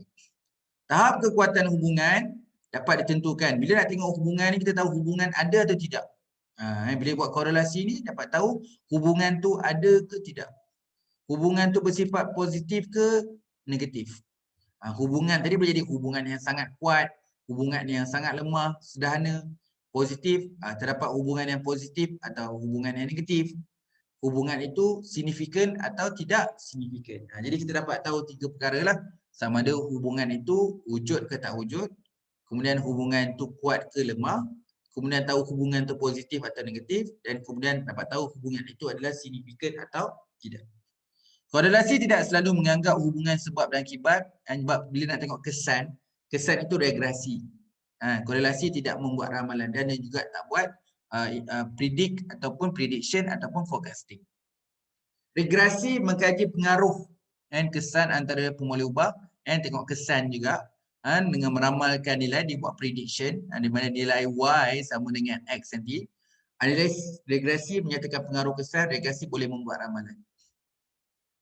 Ni Sam, mungkin ni tak ada nampak lah. Dia beritahu dalam extension dalam regresi tadi, untuk dapatkan kita panggil lanjutan daripada regresi, kita ada structure equation model untuk melihatkan pelbagai pemoleh ubah secara direct and indirectly secara bersama-sama dalam satu model. Okey, model hipotesis kita akan cover ada 7 ni. Kita ada model hubungan selari, model hubungan urutan, model hubungan berganda, ada 2 IV, ada 1 DV, model hubungan berganda dengan ada 3 IV dan 1 DV, model hubungan berganda dengan ada 2 dependent variable, ada 2 IV dan 2 DV, dan kita ada juga, saya tunjukkan sikit gambaran structure equation model. Jangan ada yang pelajar FYP buat SEM, kan tak siap FYP. Jadi SEM ni sekadar tak tunjuk yang paling advance kan. Okey, ada orang yang buat FYP, nanti gambar rajah dia macam ni. Dia ada 1 IV dan dia ada 1 DV. Ni namanya model hubungan selari. Takut you punya supervisor atau penyelia atau lecturer tak setuju kan. Kalau 1 je IV kenalah lebih pada 1. Tapi nak tunjuk dulu yang asas, kita juga boleh mengkaji hubungan dengan terdiri daripada 1 IV dan 1 DV. Jadi boleh buat ujian deskriptif dan juga boleh buat ujian korelasi juga. Yang kedua, kita juga ada orang yang buat kajian hubungan gambar rajah dia IV1 kepada IV2, IV2 ke IV3, IV3 pada DV. Ni nama dia hubungan urutan. Mengukuhkan 3 IV dan 1 DV. Yang ni kita boleh buat juga ujian korelasi dan ujian regresi juga. Bila kita ada IV ada 3, kita dah ada multiple. Jadi kita dah boleh buat ujian korelasi dan regresi juga. Jadi mungkin ada antara kita nanti, kalau nombor 1 tadi simple sangat dan mungkin ada yang buat 3 macam ni. Ataupun dia guna 2 IV, dia susun menegak dah. Bukan berurutan. So dia ada 2 IV dan 1 DV. Ni mungkin ada FYP yang buat macam ni. So kat sini pun kita boleh buat korelasi dan juga regresi juga. Nanti lepas raya kita akan belajar analisis korelasi dan regresi. Dan kita ada yang buat ada 3 IV macam ni. Ni mungkin lagi ramai student FYP yang akan buat. Yang mana dia ada 3 IV dan dia ada 1 DV. Kita boleh buat ujian korelasi nak tengok hubungan yang ada sama ada hubungan lemah, hubungan kuat, hubungan sederhana, hubungan yang positif negatif, hubungan yang signifikan atau tidak, dan kita boleh tengok kesan kesan yang signifikan dengan nilai darjah R2, nanti kita akan belajar berapa peratus kesan itu terhadap DV. Ada yang kata, asyik banyak IV je, kalau banyak DV boleh? Pun boleh. Saya ada 1 IV je tapi ada 2 DV. Maksudnya you ada 2 permasalahan dapat diselesaikan oleh 1 perkara. 1 perkara IV ni dapat menyelesaikan 2 permasalahan. Itu nama dia di mana 2 DV dan 1 IV. Jurut boleh digunakan analisis statistik menggunakan hubungan ataupun korelasi dengan regresi. Ada yang seimbang, ada 2 IV, ada 2 DV. Pun boleh kita laksanakan dalam penyediaan FYP bila kita ada 2 IB dan 2 DB. Okey. Boleh buat korelasi dan regresi juga. Ada yang buat macam ni, tapi yang ni jarang FYP lah. Ini pelajar master dan pelajar PhD dia buat macam ni. Inilah rajah SAM yang maksudnya pemoleh ubah yang ketiga tu sebagai mediator dalam kajian. Ini namanya mediator. IB3 tu adalah mediator. Okey. Untuk FYP, kita boleh buat yang contoh satu ni. Satu IB, satu DB. Ataupun kita ada berurutan 3 DB ni. Okey. Kita juga boleh buat 2 IB, 1 DB. 3 IB, 1 DB. Atau 1 IB, 2 DB. Atau 2 IB, 2 DB. Ini boleh. Yang ni taklah. Ini sekadar ilmu tambahan. Kalau apa yang dikatakan SAM ni. SAM ni lebih kompleks lah. Structure equation model ni. Okey, kalau nak belajar mediator dan moderator ni gambar rajah dia. Kalau moderator yang bawah tu, dia merentas je. Dia tidak dapat memberi kesan. Anak panah dia pada garisan. Dia nak menyederhana kepada hubungan kepada IB dan DB. Tetapi mediator, dia dapat memberi kesan dapat IB tembak kepada mediator. Mediator tembak pula pada DB. Malah mediator tu jadi perantara kepada hubungan antara IB dan DB. Itu adalah bersifat mediator. Okey. Alright. Kita pergi yang terakhir. Untuk yang ni pun pakcik ajar jugalah. Mungkin ada antara yang kita kat sini pun nak belajar proses temu bual. Nak buat interview. Okey. Apa itu temu bual? Proses di mana pendidik dan peserta terlibat dalam perbualan yang tertumpu pada soalan yang berkaitan. Tujuan utama temu bual adalah untuk mendapatkan maklumat yang khusus. Dalam arti kata lain, dalam research ni, kalau kita dah tahu benda tu, pengetahuan dah ada, cuma nak uji dia, itu kena guna soal sidik. Tapi kalau kita nak mengetahui sesuatu yang khusus, tak boleh tanya soal sidik. Tak tahu soalan sidik tu tak boleh sebab subjektif. Ada beberapa perkara-perkara yang kita tak boleh bina dalam soal sidik. Tak boleh ditanyakan dalam soal sidik. Kena jumpa orang tu dan kena buat temu bual. Kan? Jadi kena jumpa face to face buat temu bual. Itu namanya keperluan untuk buat interview dengan ada satu ciri atau maklumat khas yang khusus. Kan? Yang mana seseorang tu dapat memberi pandangan dan perkongsian secara ikhlas. Apa yang terfikir dalam minda, apa yang dirasa dalam hati dan jiwa seseorang. Bila perlu temu bual, apabila kita tidak dapat memperhatikan tingkah laku, so kita tak dapat tengok, tak boleh membayangkan, tak boleh lihat, kita tak boleh tengok perasaan orang, jadi kita kena interview.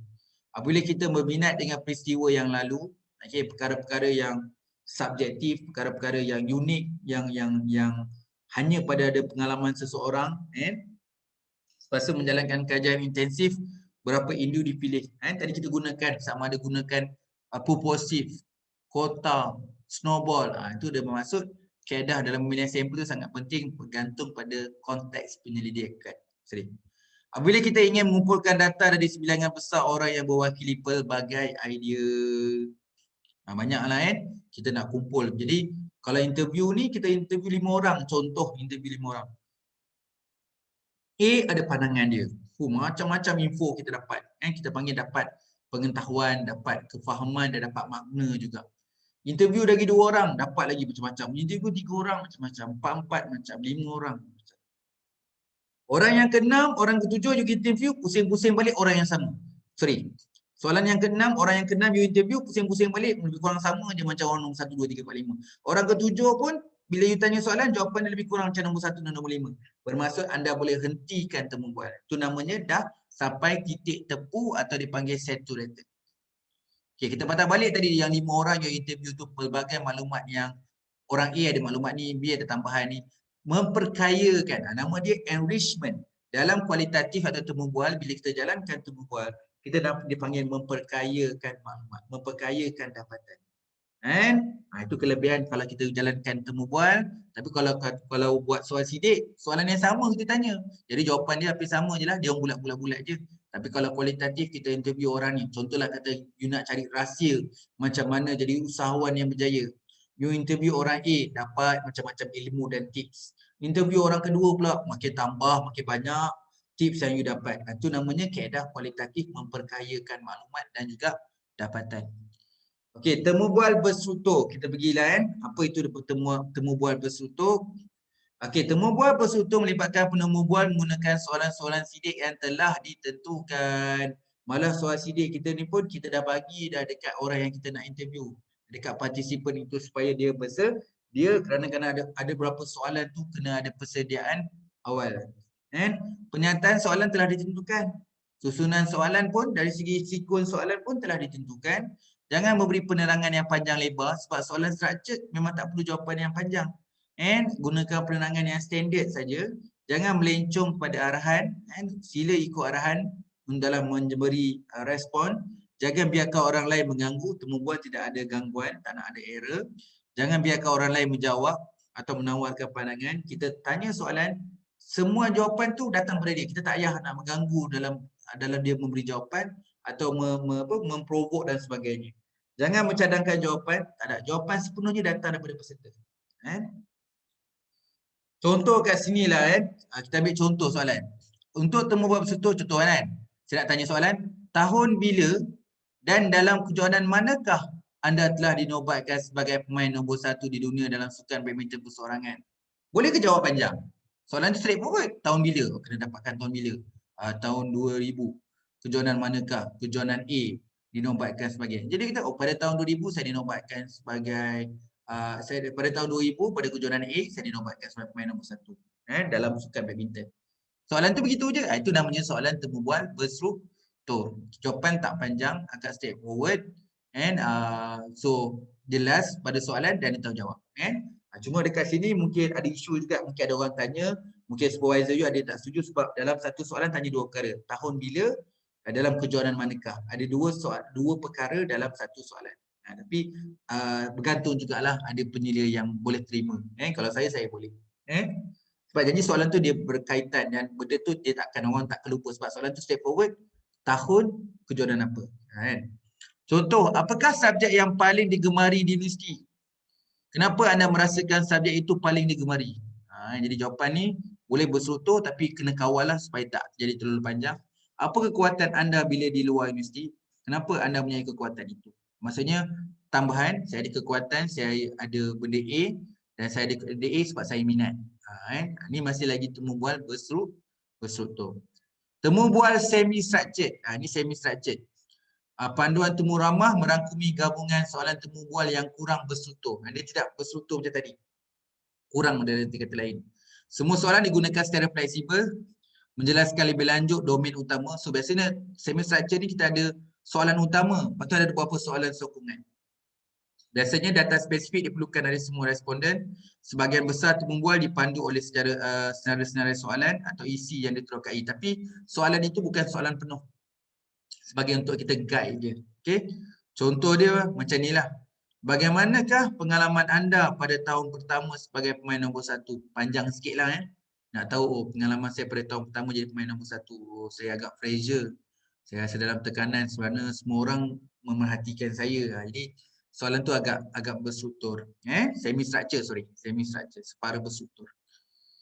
Contoh kat sini lah Contoh kita ambil contoh lain. Ini soalan ni, mana soalan semi-structure ni ada soalan utama, lepas tu disokong. Okay, soalan utama dia yang line nombor atas, point nombor atas. Laman sesawang muzik mana yang anda kerap lewati? Laman sesawang muzik mana yang anda kerap lewati? Itu soalan utama dia. Kita pun jawablah laman sesawang tu. Kenapa? Kenapa laman sesawang tu? Jadi soalan nombor 2 tu dah lebih menyokong pada soalan pertama ataupun ada soalan tambahan atau soalan sokongan merujuk pada soalan utama. Kenapa minat laman sesawang itu? Okey, boleh tak jelaskan mengenai paparan laman sesawang muzik tersebut? Ada lagi tak yang anda ingin ceritakan? Ingin menceritakan?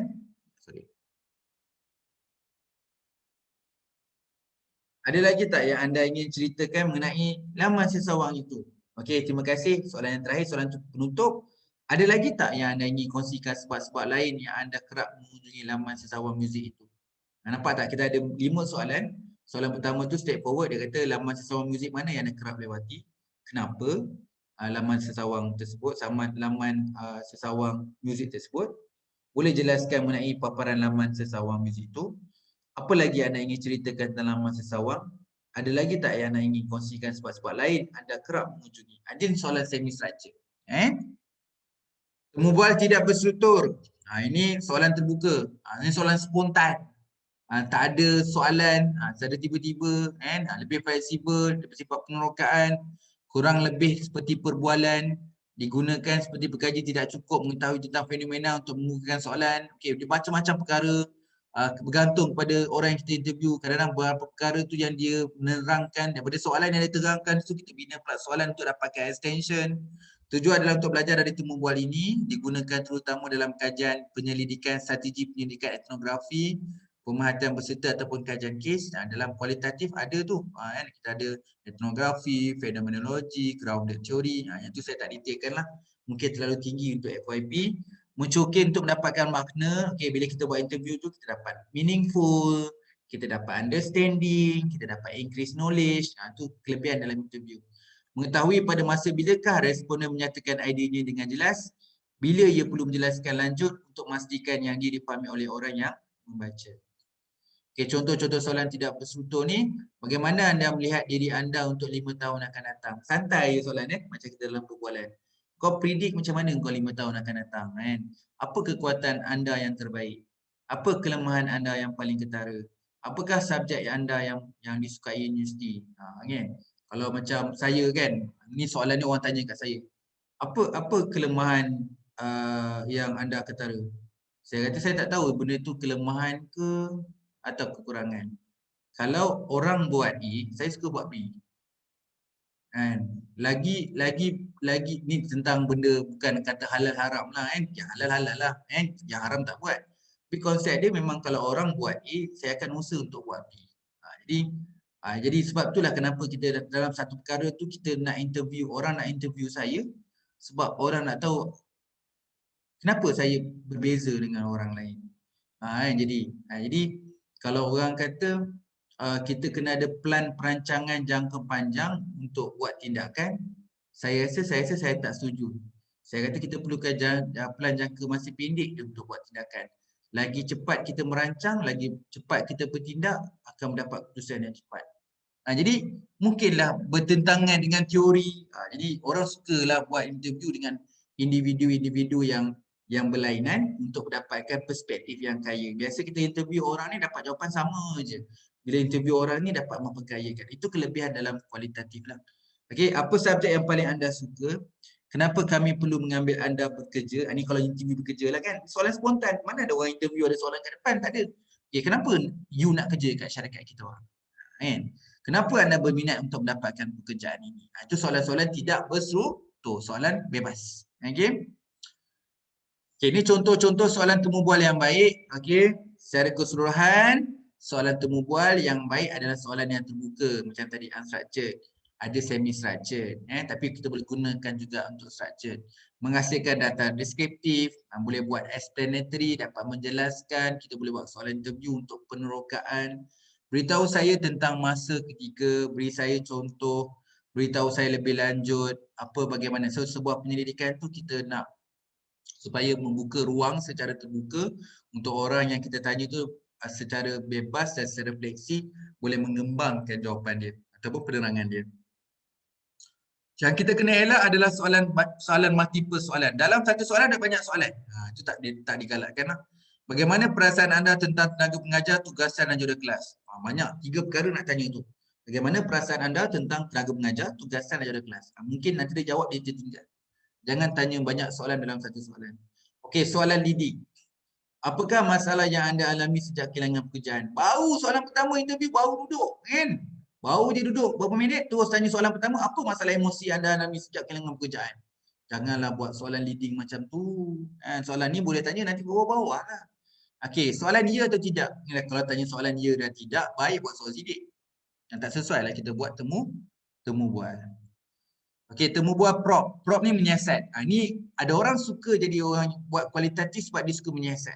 Okey, kita tengok ni. Soalan atau komen yang diulang bagi sesuatu yang sudah diajukan. Anda boleh membuat penyesuaian dalam proses masa temu bual itu. Percubaan dalam membentuk meminta lebih banyak perincian untuk penjelasan sebagai contoh. Macam contohlah menyiasat prop. Macam polis nak siasat, so dia akan buat prop. Okey, contoh kat soalan prop kat sini kan. Soalan prop kat sini. Bagaimana perasaan anda tentang diri anda pada kali kedua anda berada dalam semester 1? Ini contohlah, tidak melibatkan kisah benar dan sebagainya. Ini contoh aja. Satu kes, kita nak interview dengan seorang pelajar, katakanlah saya lepas di SEM 1 tapi tak lepas, tak lulus. So dia repeat lagi SEM ni, SEM 1 balik. Kita nak interview orang yang sekarang ni dia patut duduk dekat SEM 2 tapi dia tak okey masa SEM 1 itu, dia berada dalam SEM 1 juga. Jadi kita nak temu dua dia. Kita tanya penemu muka dengan responden. Kita ambil satu cerita untuk faham apa itu props. Bagaimana perasaan anda tentang diri anda pada kali kedua anda berada dalam semester 1? Yalah, semester 1 kali kedua 2 kali je kot. Kan? Ini bukan repeat subjek, repeat SEM. Kan? Saya betul-betul tak ingat. Biasalah kalau kita tanya orang bila dalam santai-santai saya tak berapa ingat. Tetapi saya rasa tidak menyukai. Saya tak suka saya repeat SEM. Mungkin memalukan saya. Saya rasa saya mungkin sukar untuk menerangkannya kepada rakan-rakan saya. Saya mungkin diejek atau diusik. Saya bersikap defensif mengenai ini. Saya mungkin telah memberontak dengan cara seperti kanak-kanak. Saya tahu saya semakin agresif ketika ini. Sekarang situasi ni, sekarang tengah ni agak agresif. Tapi saya tidak tahu sama ada dapat tahan, ada kaitannya. Kan? Itu untuk peringkat permulaan. Penemu rungga ni kita nak menyiasat tu penting kita nak keluarkan soalan. Okay, next question. Bagaimana perasaan anda tentang guru kelas 1 yang baru ni? Saya ada guru kelas yang baru ni. Dia jawab, dia baik. Saya agak pendiam sehingga saya mengenalinya. Saya mula-mula diam, lepas tu dah dapat okey, baru okey. Penembuhan tu tanya lagi soalan. Sebab dia buat props siasat. Bagaimana perasaan anda terhadap diri anda pada tahun kedua ni? Mula tanya cikgu dia, lepas tanya diri dia pula. Saya harus melihatnya sebagai satu tindakan lanjut yang tidak berjaya sebelum ni. Dengan tegasnya saya tidak begitu berjaya dalam kelas pertama. Tapi secara jujurnya memang SEM 1 yang lepas memang saya tak perform pun. Penemu bual pun tanya lagi, seperti suara anda. Tengok ni, ini penting ni. Sepertinya suara anda ada kelihatan berubah bila saya tanyakan hal ni. Sebenarnya saya ada lagi rasa marah. Ini nampak penemu bual tanya tu. Kelihatannya berubah. Suara anda berubah bila saya tanyakan soalan berkaitan dengan diri anda tentang perasaan berada dalam semester pertama dan semester yang kedua ni, tapi masih dalam semester yang satu. Kita pun tanya lagi, adakah anda merasakan pengekalan semester tu harus dibenarkan? Kan? Panjang, pause, diam. Saya tak tahu bagaimana nak menjawabnya. Okey, kita pun prop sikit. Adakah anda ingin menjelaskan perkara sebenarnya? Apa sebenarnya yang dah berlaku? Cara nak props. Saya tidak belajar apa-apa kelas pada kali pertama itu. Tapi wanita itu baik, guru tu baiklah. Dia adalah kawan baik ibu saya. Jadi dia tidak mengajar saya apa-apa. Jadi dia sebenarnya nak beritahu bahawa cikgu dia masa semester 1 tu tak perform sangat. Dia tak ajar dia betul-betul lah. Itu pandangan dia lah kan. Dia adalah kawan baik ibu saya dan dia tidak mengajar saya apa-apa. Kan. Dan dia membuat saya mengulanginya. Saya harus pertahankannya, kata mereka. Mereka saya tidak mempunyai pelajar. Jadi saya nak cakap perkara tu tapi orang tetap nak salahkan saya lah. Kan. So dia menggoyangkan jarinya. Nampak ni. Saya okey. Saya boleh sebenarnya perform last semester ni. Saya boleh belajar yang baik. Saya seorang yang pintar sebenarnya. Jadi ini contoh soalan yang prop. Ini soalan props. Ini boleh buat dalam semi structured ataupun unstructured. Okey, ini panduan temu bual. Panduan temu bual tidak lebih daripada senarai soalan yang ingin ditanyakan. Kalau kita bersusun, kalau ada 10 soalan je, kita jangan buat banyak soalan. Lagi banyak you buat soalan, nanti nak transcribe panjang. Panduan temu bual mungkin mengandungi berpuluh-puluh soalan yang sangat spesifik yang disenaraikan dalam urutan tertentu, sangat berstruktur, ataupun semi ataupun tidak berstruktur. Pada amnya idea yang baik untuk meminta maklumat deskriptif yang agak neutral pada awal temu ramah. Jadi jangan leading question soalan-soalan yang sensitif. Buka dulu soalan yang orang rasa santai, orang rasa boleh bawa kepada proses temu bual ni. Panduan temu bual, okey, ini panduan-panduan orang nak buat temu bual. Panduan temu bual adalah merupakan senarai soalan yang ingin dikemukakan. Kena ada protokol, so dalam protokol tu kena ada tajuk, kena ada arahan kepada penemu bual, soalan-soalan kajian utama yang ingin ditanya, soalan-soalan kecil atau soalan sokongan, ruang untuk merekod mesej yang disampaikan, ruang untuk merekod komen, ruang untuk merekod nota reflektif. Ini contoh-contoh protokol yang kita kena sediakan dalam proses panduan temu bual. Okey, contoh soalan dalam panduan temu bual. Saya ambil satu contoh lagi. Ini ambil daripada Valenti. And saya faham bahawa anda mengambil berat tentang kesihatan anda. Beritahu saya tentang kesihatan anda. Nampak tak? Ini contoh soalan dimulakan dulu. Beritahu saya tentang kesihatan anda. Lepas tu terus, apa yang mendorong anda belajar mengenai kesihatan anda? Beritahu saya secara terperinci mengenai jenis perkara yang telah anda lakukan untuk mengetahui lebih lanjut mengenai kesihatan anda. Di mana anda mendapat maklumat mengenai kesihatan anda? Beritahu saya tentang masa ketika sesuatu anda pelajari memberi kesan positif kepada penjagaan kesihatan. Bila kita belajar, saya terus sayang pada diri dan terus menjaga kesihatan. Apa jenis perkara yang telah anda ubah dalam hidup anda kerana belajar? Siapa yang anda bercakap mengenai kesihatan anda? Beritahu saya mengenai interaksi anda dengan penyedia perkhidmatan kesihatan anda. Beritahu saya tentang apa yang anda lakukan untuk mengesan kesihatan anda. Apakah perkara lain yang anda lakukan untuk mengurus kesihatan anda? Apakah cabaran atau halangan yang anda alami semasa mengurus penjagaan kesihatan anda? Apa lagi yang ingin anda kongsi mengenai pembelajaran berkaitan kesihatan anda? Tidak beritahu bahawa pentingnya kita ni kena ada education dalam penjagaan kesihatan. Jadi ada beberapa soalan. Okey. Memulakan temu bual. Ada 5 isu yang harus ditangani di awal setiap temu ramah. Niat dan motif dalam tujuan penyelidikan. Okey, kita kena jaga pelindungan responden melalui penggunaan nama samaran. Jadi jangan dedahkan individu yang kita interview. Kena jaga hak partisipan. Dari segi etika, kita tak boleh sebut nama sebenar dia. Dalam penulisan tesis kita ataupun FYP kita, tak boleh sebut nama dia sebab itu bias. Memutuskan siapa yang mempunyai pendapat terakhir mengenai kandungan kajian ini. Apa-apa pun kalau orang interview, orang yang kita interview tu ada hak untuk dia nak lontarkan pandangan dia. Tanya dia ada bayaran. Pokok kadang-kadang kita interview ni kadang dia nak ada bayaran. Itu isu-isu kecil lah. Logistik berkenaan dengan masa. Okay, make sure kena ada repo. Orang nak interview, kita kena repo dulu. Hari ni pergi jumpa dia bukan nak interview, nak repo dulu. Nak beritahu nasi interview nanti kita akan buat macam ni. Kita set pukul berapa nak jumpa, bila dan sebagainya. Supaya pada hari kejadian kita nak buat interview, semua berjalan dengan lancar. Okay, lanjut. Lepas kita dah temu ramah semua, lepas tu kita kena transcribe. Kita kena temu bual. Kalau boleh temu bual, minta rakaman lah. Kita kena buat rakaman. Daripada rakaman tu kita transkrip dan kita seterusnya akan buat analisis untuk temu bual itu. Okey, itu saja perkongsian Pakcik hari ini. Untuk kita belajar, banyak sekali kita dah belajar hari ini. Kita belajar apa itu populasi. Okey, kita belajar jenis persamplan. Persamplan pula ada 4 dalam secara rawak. Kita ada kaedah secara rawak. Kita ada kaedah strata.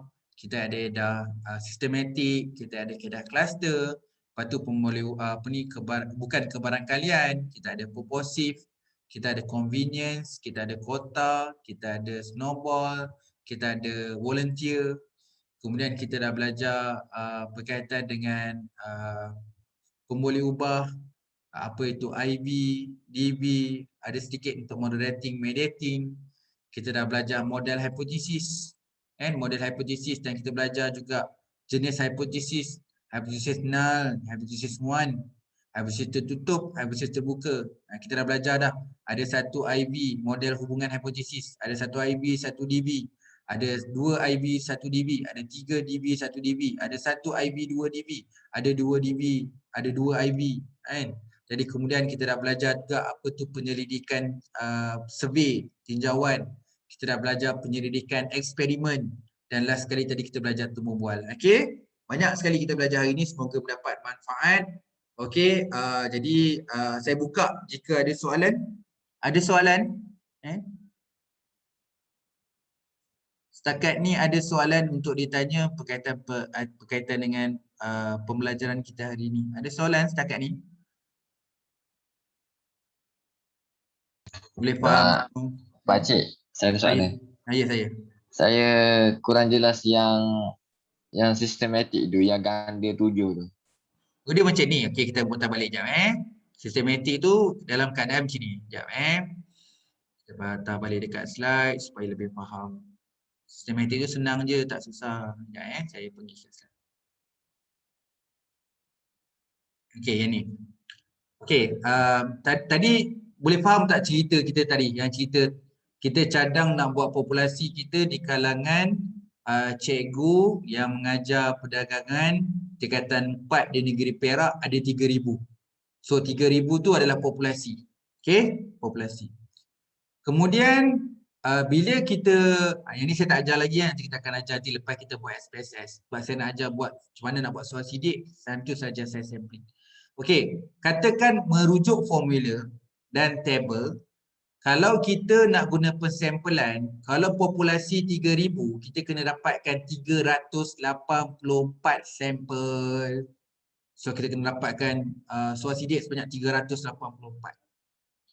Dalam nak dapatkan 384, okay, kita tahu nanti kalau kita edar 384, belum tentu dapat 384. Ada yang tak hantar, ada yang rosak, ada yang tak lengkap. Jadi kita as the backup, kita tambah 20%.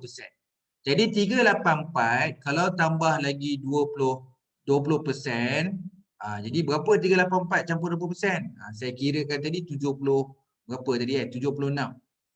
384 jadi contoh 376 lah. Okey, jadi 384 campur 76 tadi dapat 460. Jadi inilah jumlah dia.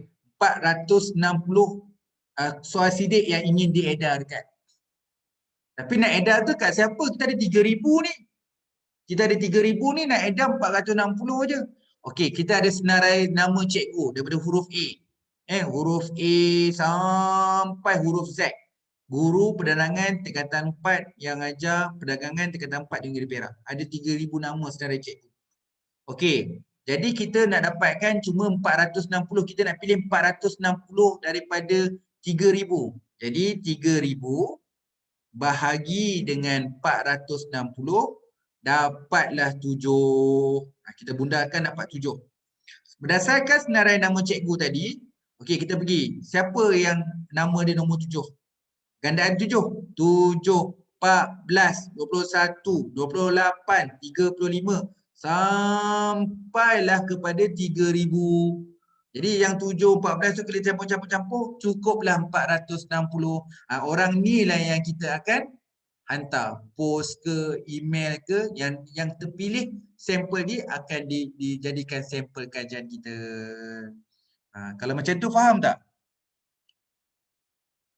Oh, faham Doktor.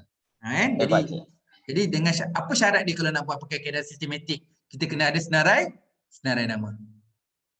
Baru kita boleh buat. Kalau kita tak ada senarai nama tu, macam mana kita nak buat gandaan 7? Kan? Jadi kalau kata tak mampu nak buat sistematik, jangan paksa diri. Kita ada banyak cara kan. Nak menggunakan secara rawak mudah, gunakan strata, kan. Jadi macam-macam kita boleh buat. Tapi kalau untuk sistematik ni, memang consider dia kena ada senarai nama lah. Dalam kes soalan tadi tu ada perlukan ada senarai nama. Okay, terima kasih dengan soalan tu. Okay, yang lain ada soalan?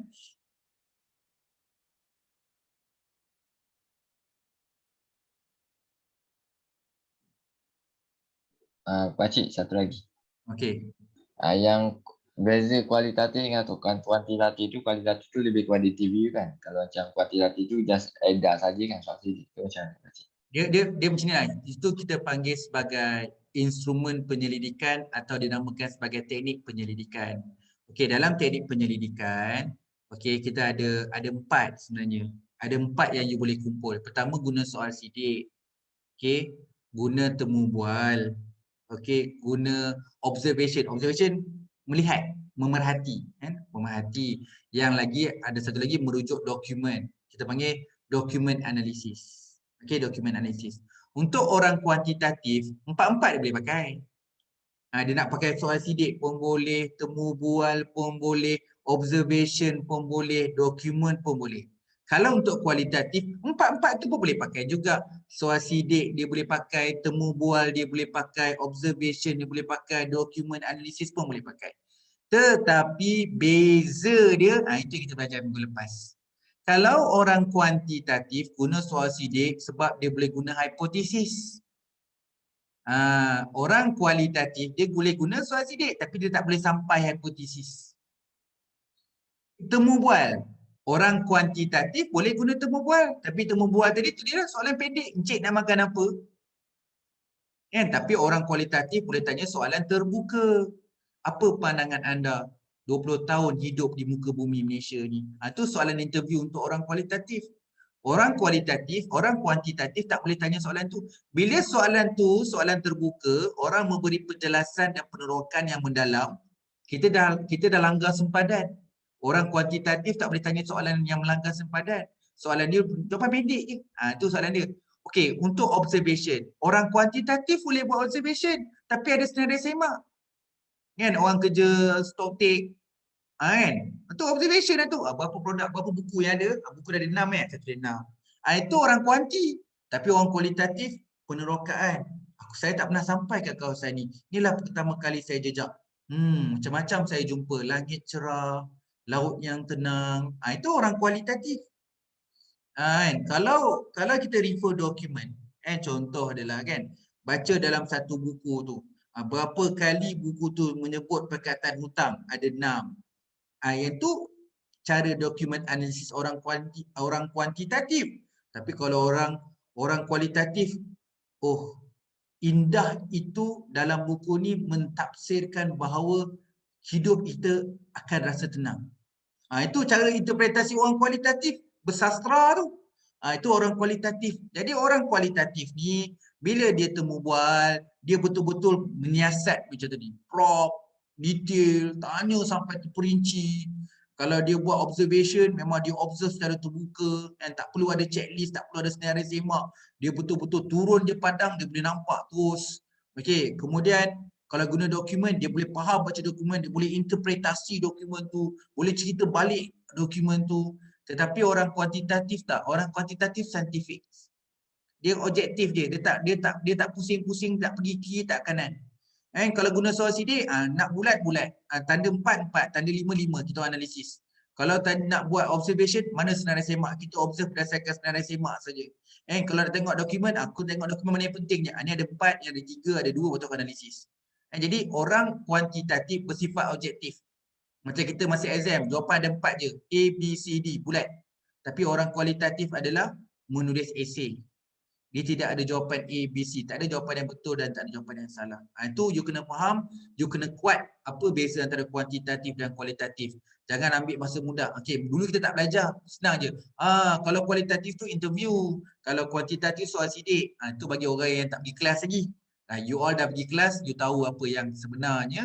Apa beza antara kuantitatif dan kualitatif. Kita ada 25 perkara yang membezakan antara kuantitatif dan kualitatif. Rujuk slide dan video minggu lepas. Kita dah bincang perkara ni. Okey, ada lagi soalan?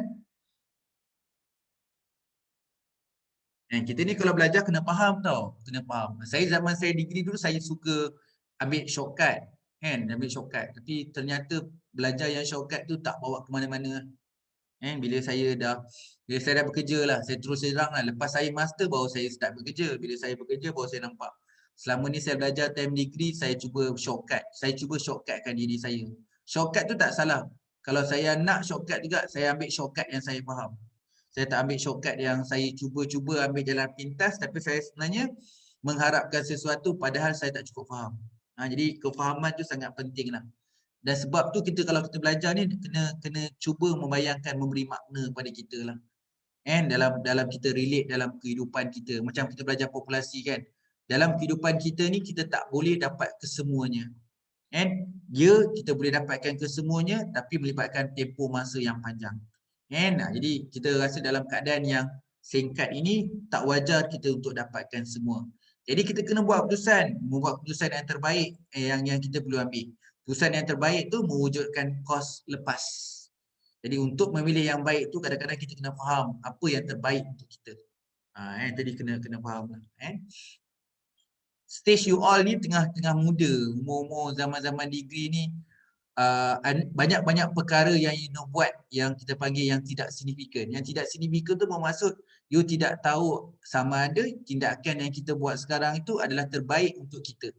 Jadi you all kena banyak belajar tentang menjalani kehidupan untuk membuat keputusan yang baik. Jadi belajar. Dia kena belajar. Dia bukan, memanglah tak boleh buat yang terbaik, tapi you kena belajar untuk berhadapan yang terbaik dalam buat keputusan dalam hidup. Banyak buat keputusan yang mana dia panggil first decision. You sekarang ni sekarang buat first decision. Nak belajar buat decision. Nak kahwin buat first decision. Nak bekerja buat first decision. Jadi bila nak buat keputusan yang pertama tu, kena membuat keputusan yang terbaik. Zaman saya pun saya dah lalui zaman tu. Jadi bagaimana membuat keputusan yang pertama nak jadi yang terbaik itu adalah keputusan yang sangat susah dalam hidup. Kalau saya dah umur 40 tahun ni, tak terlalu sukar untuk hidup. Saya nak pencen ke, saya nak berhenti kerja ke, saya nak kerja kat tempat lain, tidak terlalu sukar berbanding saya masa saya muda, saya buat keputusan pertama, saya nak kerja kat mana. Jadi sedikit banyak apa yang kita belajar dalam FYP ni boleh meningkatkan keupayaan kita berfikir. Saya pernah baca satu buku Indonesia penulis lah. Indonesia ni banyak sastra, kadang-kadang kita kena faham sikit lah kan. Dia membincangkan antara pintar dan cerdas. Kan? Cerdas itu wujud sebelum kita lahir, maksudnya genetik kita. Jadi tak semua orang yang dikurniakan cerdas tu akan terbaik untuk semua. Setiap manusia ada yang terbaik tapi bukan terbaik untuk semua. Untuk mendapatkan yang terbaik untuk semua tu kita kena pintar. Kita bahasa kita kalau pintar tu, kau ni pintar lain lah. Tak, sebenarnya pintar tu boleh dibentuk. Bila kita disiplin, bila kita tersusun, bila kita seragam, bila kita faham, bila kita jelas, lama-lama kita akan dapat membentuk pintar tu. Menjadi seorang manusia, kita kena ada menggunakan kelebihan yang ada pada diri kita, iaitu yang saya panggil cerdas tu, terbaik. Setiap orang ada terbaik tu, tapi tak adalah semua. Jadi untuk membalancekan cerdas tu, kita kena jadi pintar. Pintar tu kena buat jadi rutin yang baik. Bila kita tak seragamkan hidup kita, bangun pun lambat, tidur pun macam dulu juga, selalu buat action lambat, selalu berfikir terlalu lama, tak ada tindakan. Jadi kita tak dapat pintar tu. Jadi pintar tu boleh dibentuk, cerdas tu manfaatkan apa yang ada kelebihan pada diri kita. Itu cerita selingan lah. Cerita selingan. Bila kita bincang pasal research, kita ke arah tu lah. Setiap orang ada cerdas. Tapi untuk membalancekan cerdas tu kena jadi pintar. Pintar tu bukan for flat. Pintar tu sejauh mana you mengubah kehidupan kita menjadi baik. Maksudnya samalah orang kata kalau kehidupan hari ini lebih baik daripada semalam. Jadi kalau kita tak ubah benda tu dan tak buat yang itu, maksudnya you tak nak jadi seorang yang pintar. Jadi pintar itu bukanlah sesuatu yang dianugerahkan. Pintar itu adalah datang pada diri sendiri. Buku tu bagus. Mengubah persepsi saya lah. Saya ingat pintar tu orang yang bijak dan sebagainya. Rupanya pintar itu adalah dibentuk, boleh dibina. Okey, ada soalan lain? Pakcik nak tanya. Ya. Okey, kalau macam kita kan ada IB dengan DV, so Okey. bermakna hipotesis tu memang kita kena buat ke macam mana Pakcik? Sebab saya tak faham yang hipotesis. Okey, dia kena sebab kita ambil satu gambar rajah satu IB, satu DB tadi kan, macam ni kan. Okey, bila you nak tengok hubungan, ada dua jawapan, betul tak? Jelas sama ada ada atau tak ada, betul tak? Bila kita nak uji hubungan, mesti jawapan kita akan memberi jawapan ada hubungan dengan tiada hubungan. Yang tu faham tak?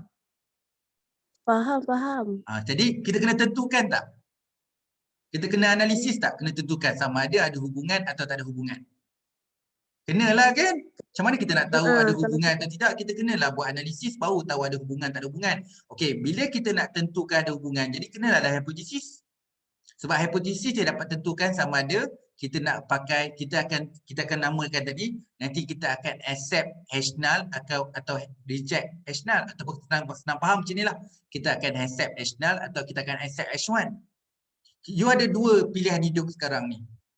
Katalah lepas ni dapat kerja dekat Maybank dengan CIMB.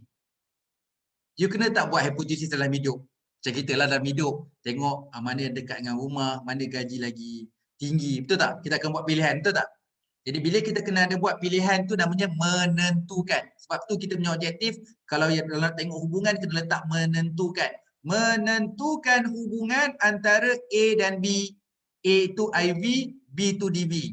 Jadi bila nak tentukan hubungan, kena ada hipotesis. Kena ada.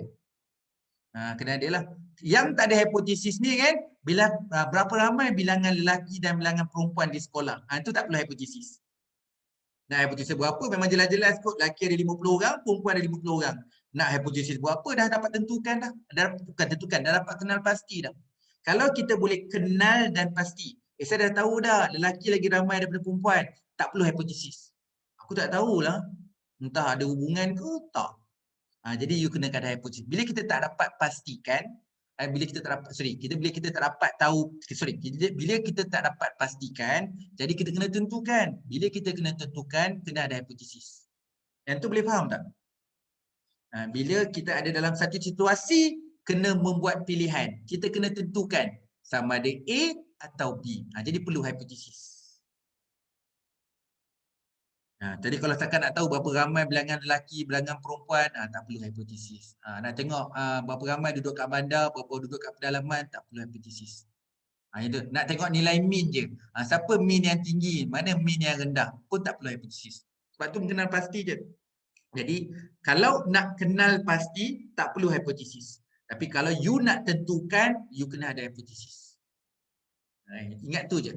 Yang ni boleh kenal. Aku dah kenal lah anak simpulan siapa ni kenal. Tak perlu hipotesis. Yang ni aku tak sure lah. Hubungan dia okey ke tak okey. Betul ke dia ada hubungan dia ni? Kan? Itu kena hipotesis. Macam kita buat keputusan untuk hidup. Kan? Ada pilihan. Kan? Kita lah nak buat keputusan nak hidup, nak kahwin. Mana ni? Kena buat hipotesis ni. Tapi hipotesis kita lain lah sikit. Kita kena buat mixed method. Jangan ambil hipotesis dia. Okay, secara hipotesis, aku pilih A. Tapi tak boleh ni, kena interview juga ni. Kena dua. Lepas hipotesis, kena interview pula. Kan? Tengok mana satu yang terbaik dan sebagainya. Itu pun penting juga, keputusan dalam hidup yang pertama. Iaitu kahwin. Itu pun pilihan yang, bukanlah. Kahwin itu indah, kahwin itu sempurna. Tapi nak buat keputusan pertama dalam hidup. Kan? Itu stage you all lah benda-benda tu. Saya patah balik kalau 20 tahun 15 tahun back. Something like yelah, kita tak boleh undur waktu, tapi it's something like benda-benda tu kalau orang tanya saya susah adalah membuat keputusan yang pertama. Di research tu sendiri sebenarnya keputusan pertama.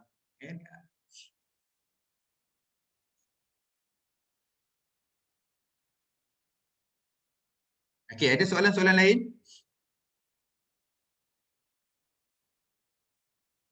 Okey, kalau tak ada soalan tak apa. Okey, nanti tengok balik video ni, atau tengok dekat slide. Saya ulang balik tadi mungkin ada yang masuk lambat.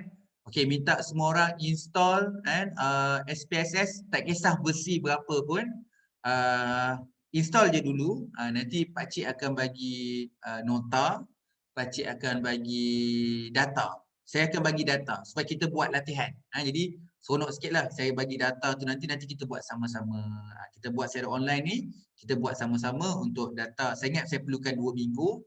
1 hari tu kita akan cover untuk korelasi dan regresi, dan 1 minggu tu kita akan cover sikit eksperimen lah. Kalau you pernah dengar ujian t-test, ANOVA, SPANOVA, MANOVA, MANCOVA, itu kita akan buat minggu yang seterusnya.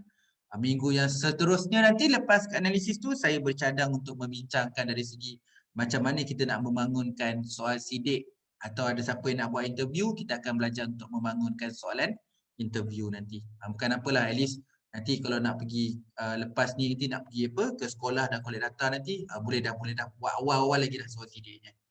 Okey, kalau tak ada apa-apa saya ucapkan terima kasih untuk komitmen hari ini.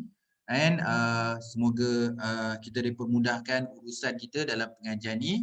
Okay, kita pun nak cuti, minggu depan nak cuti. Jadi kesempatan ni pakcik nak mohon maaf lah kalau ada kekurangan dan kesilapan dalam menyampaikan ilmu. Mana-mana yang kurang dan lebih tu daripada saya lah. Jadi untuk yang menyambut Hari Raya Aidilfitri yang mendatang, lama lagi ni kan, dekat 10 hari lagi, 9 hari lagi, saya ucapkan selamat menyambut Hari Raya lah. Dengan 10 Ramadan yang terakhir ni, kita tingkatkan ibadah juga. Bukan senang setahun sekali, itulah kita nak kejar 10 hari ni. Dalam 365 hari, 10 hari ni yang kita cari. Okey, semoga dipermudahkan semua. Assalamualaikum, selamat sejahtera. Okay. Terima kasih semua. Terima kasih pakcik. Terima kasih pakcik. Terima kasih, Pakcik. Terima kasih, Pakcik. Pakcik.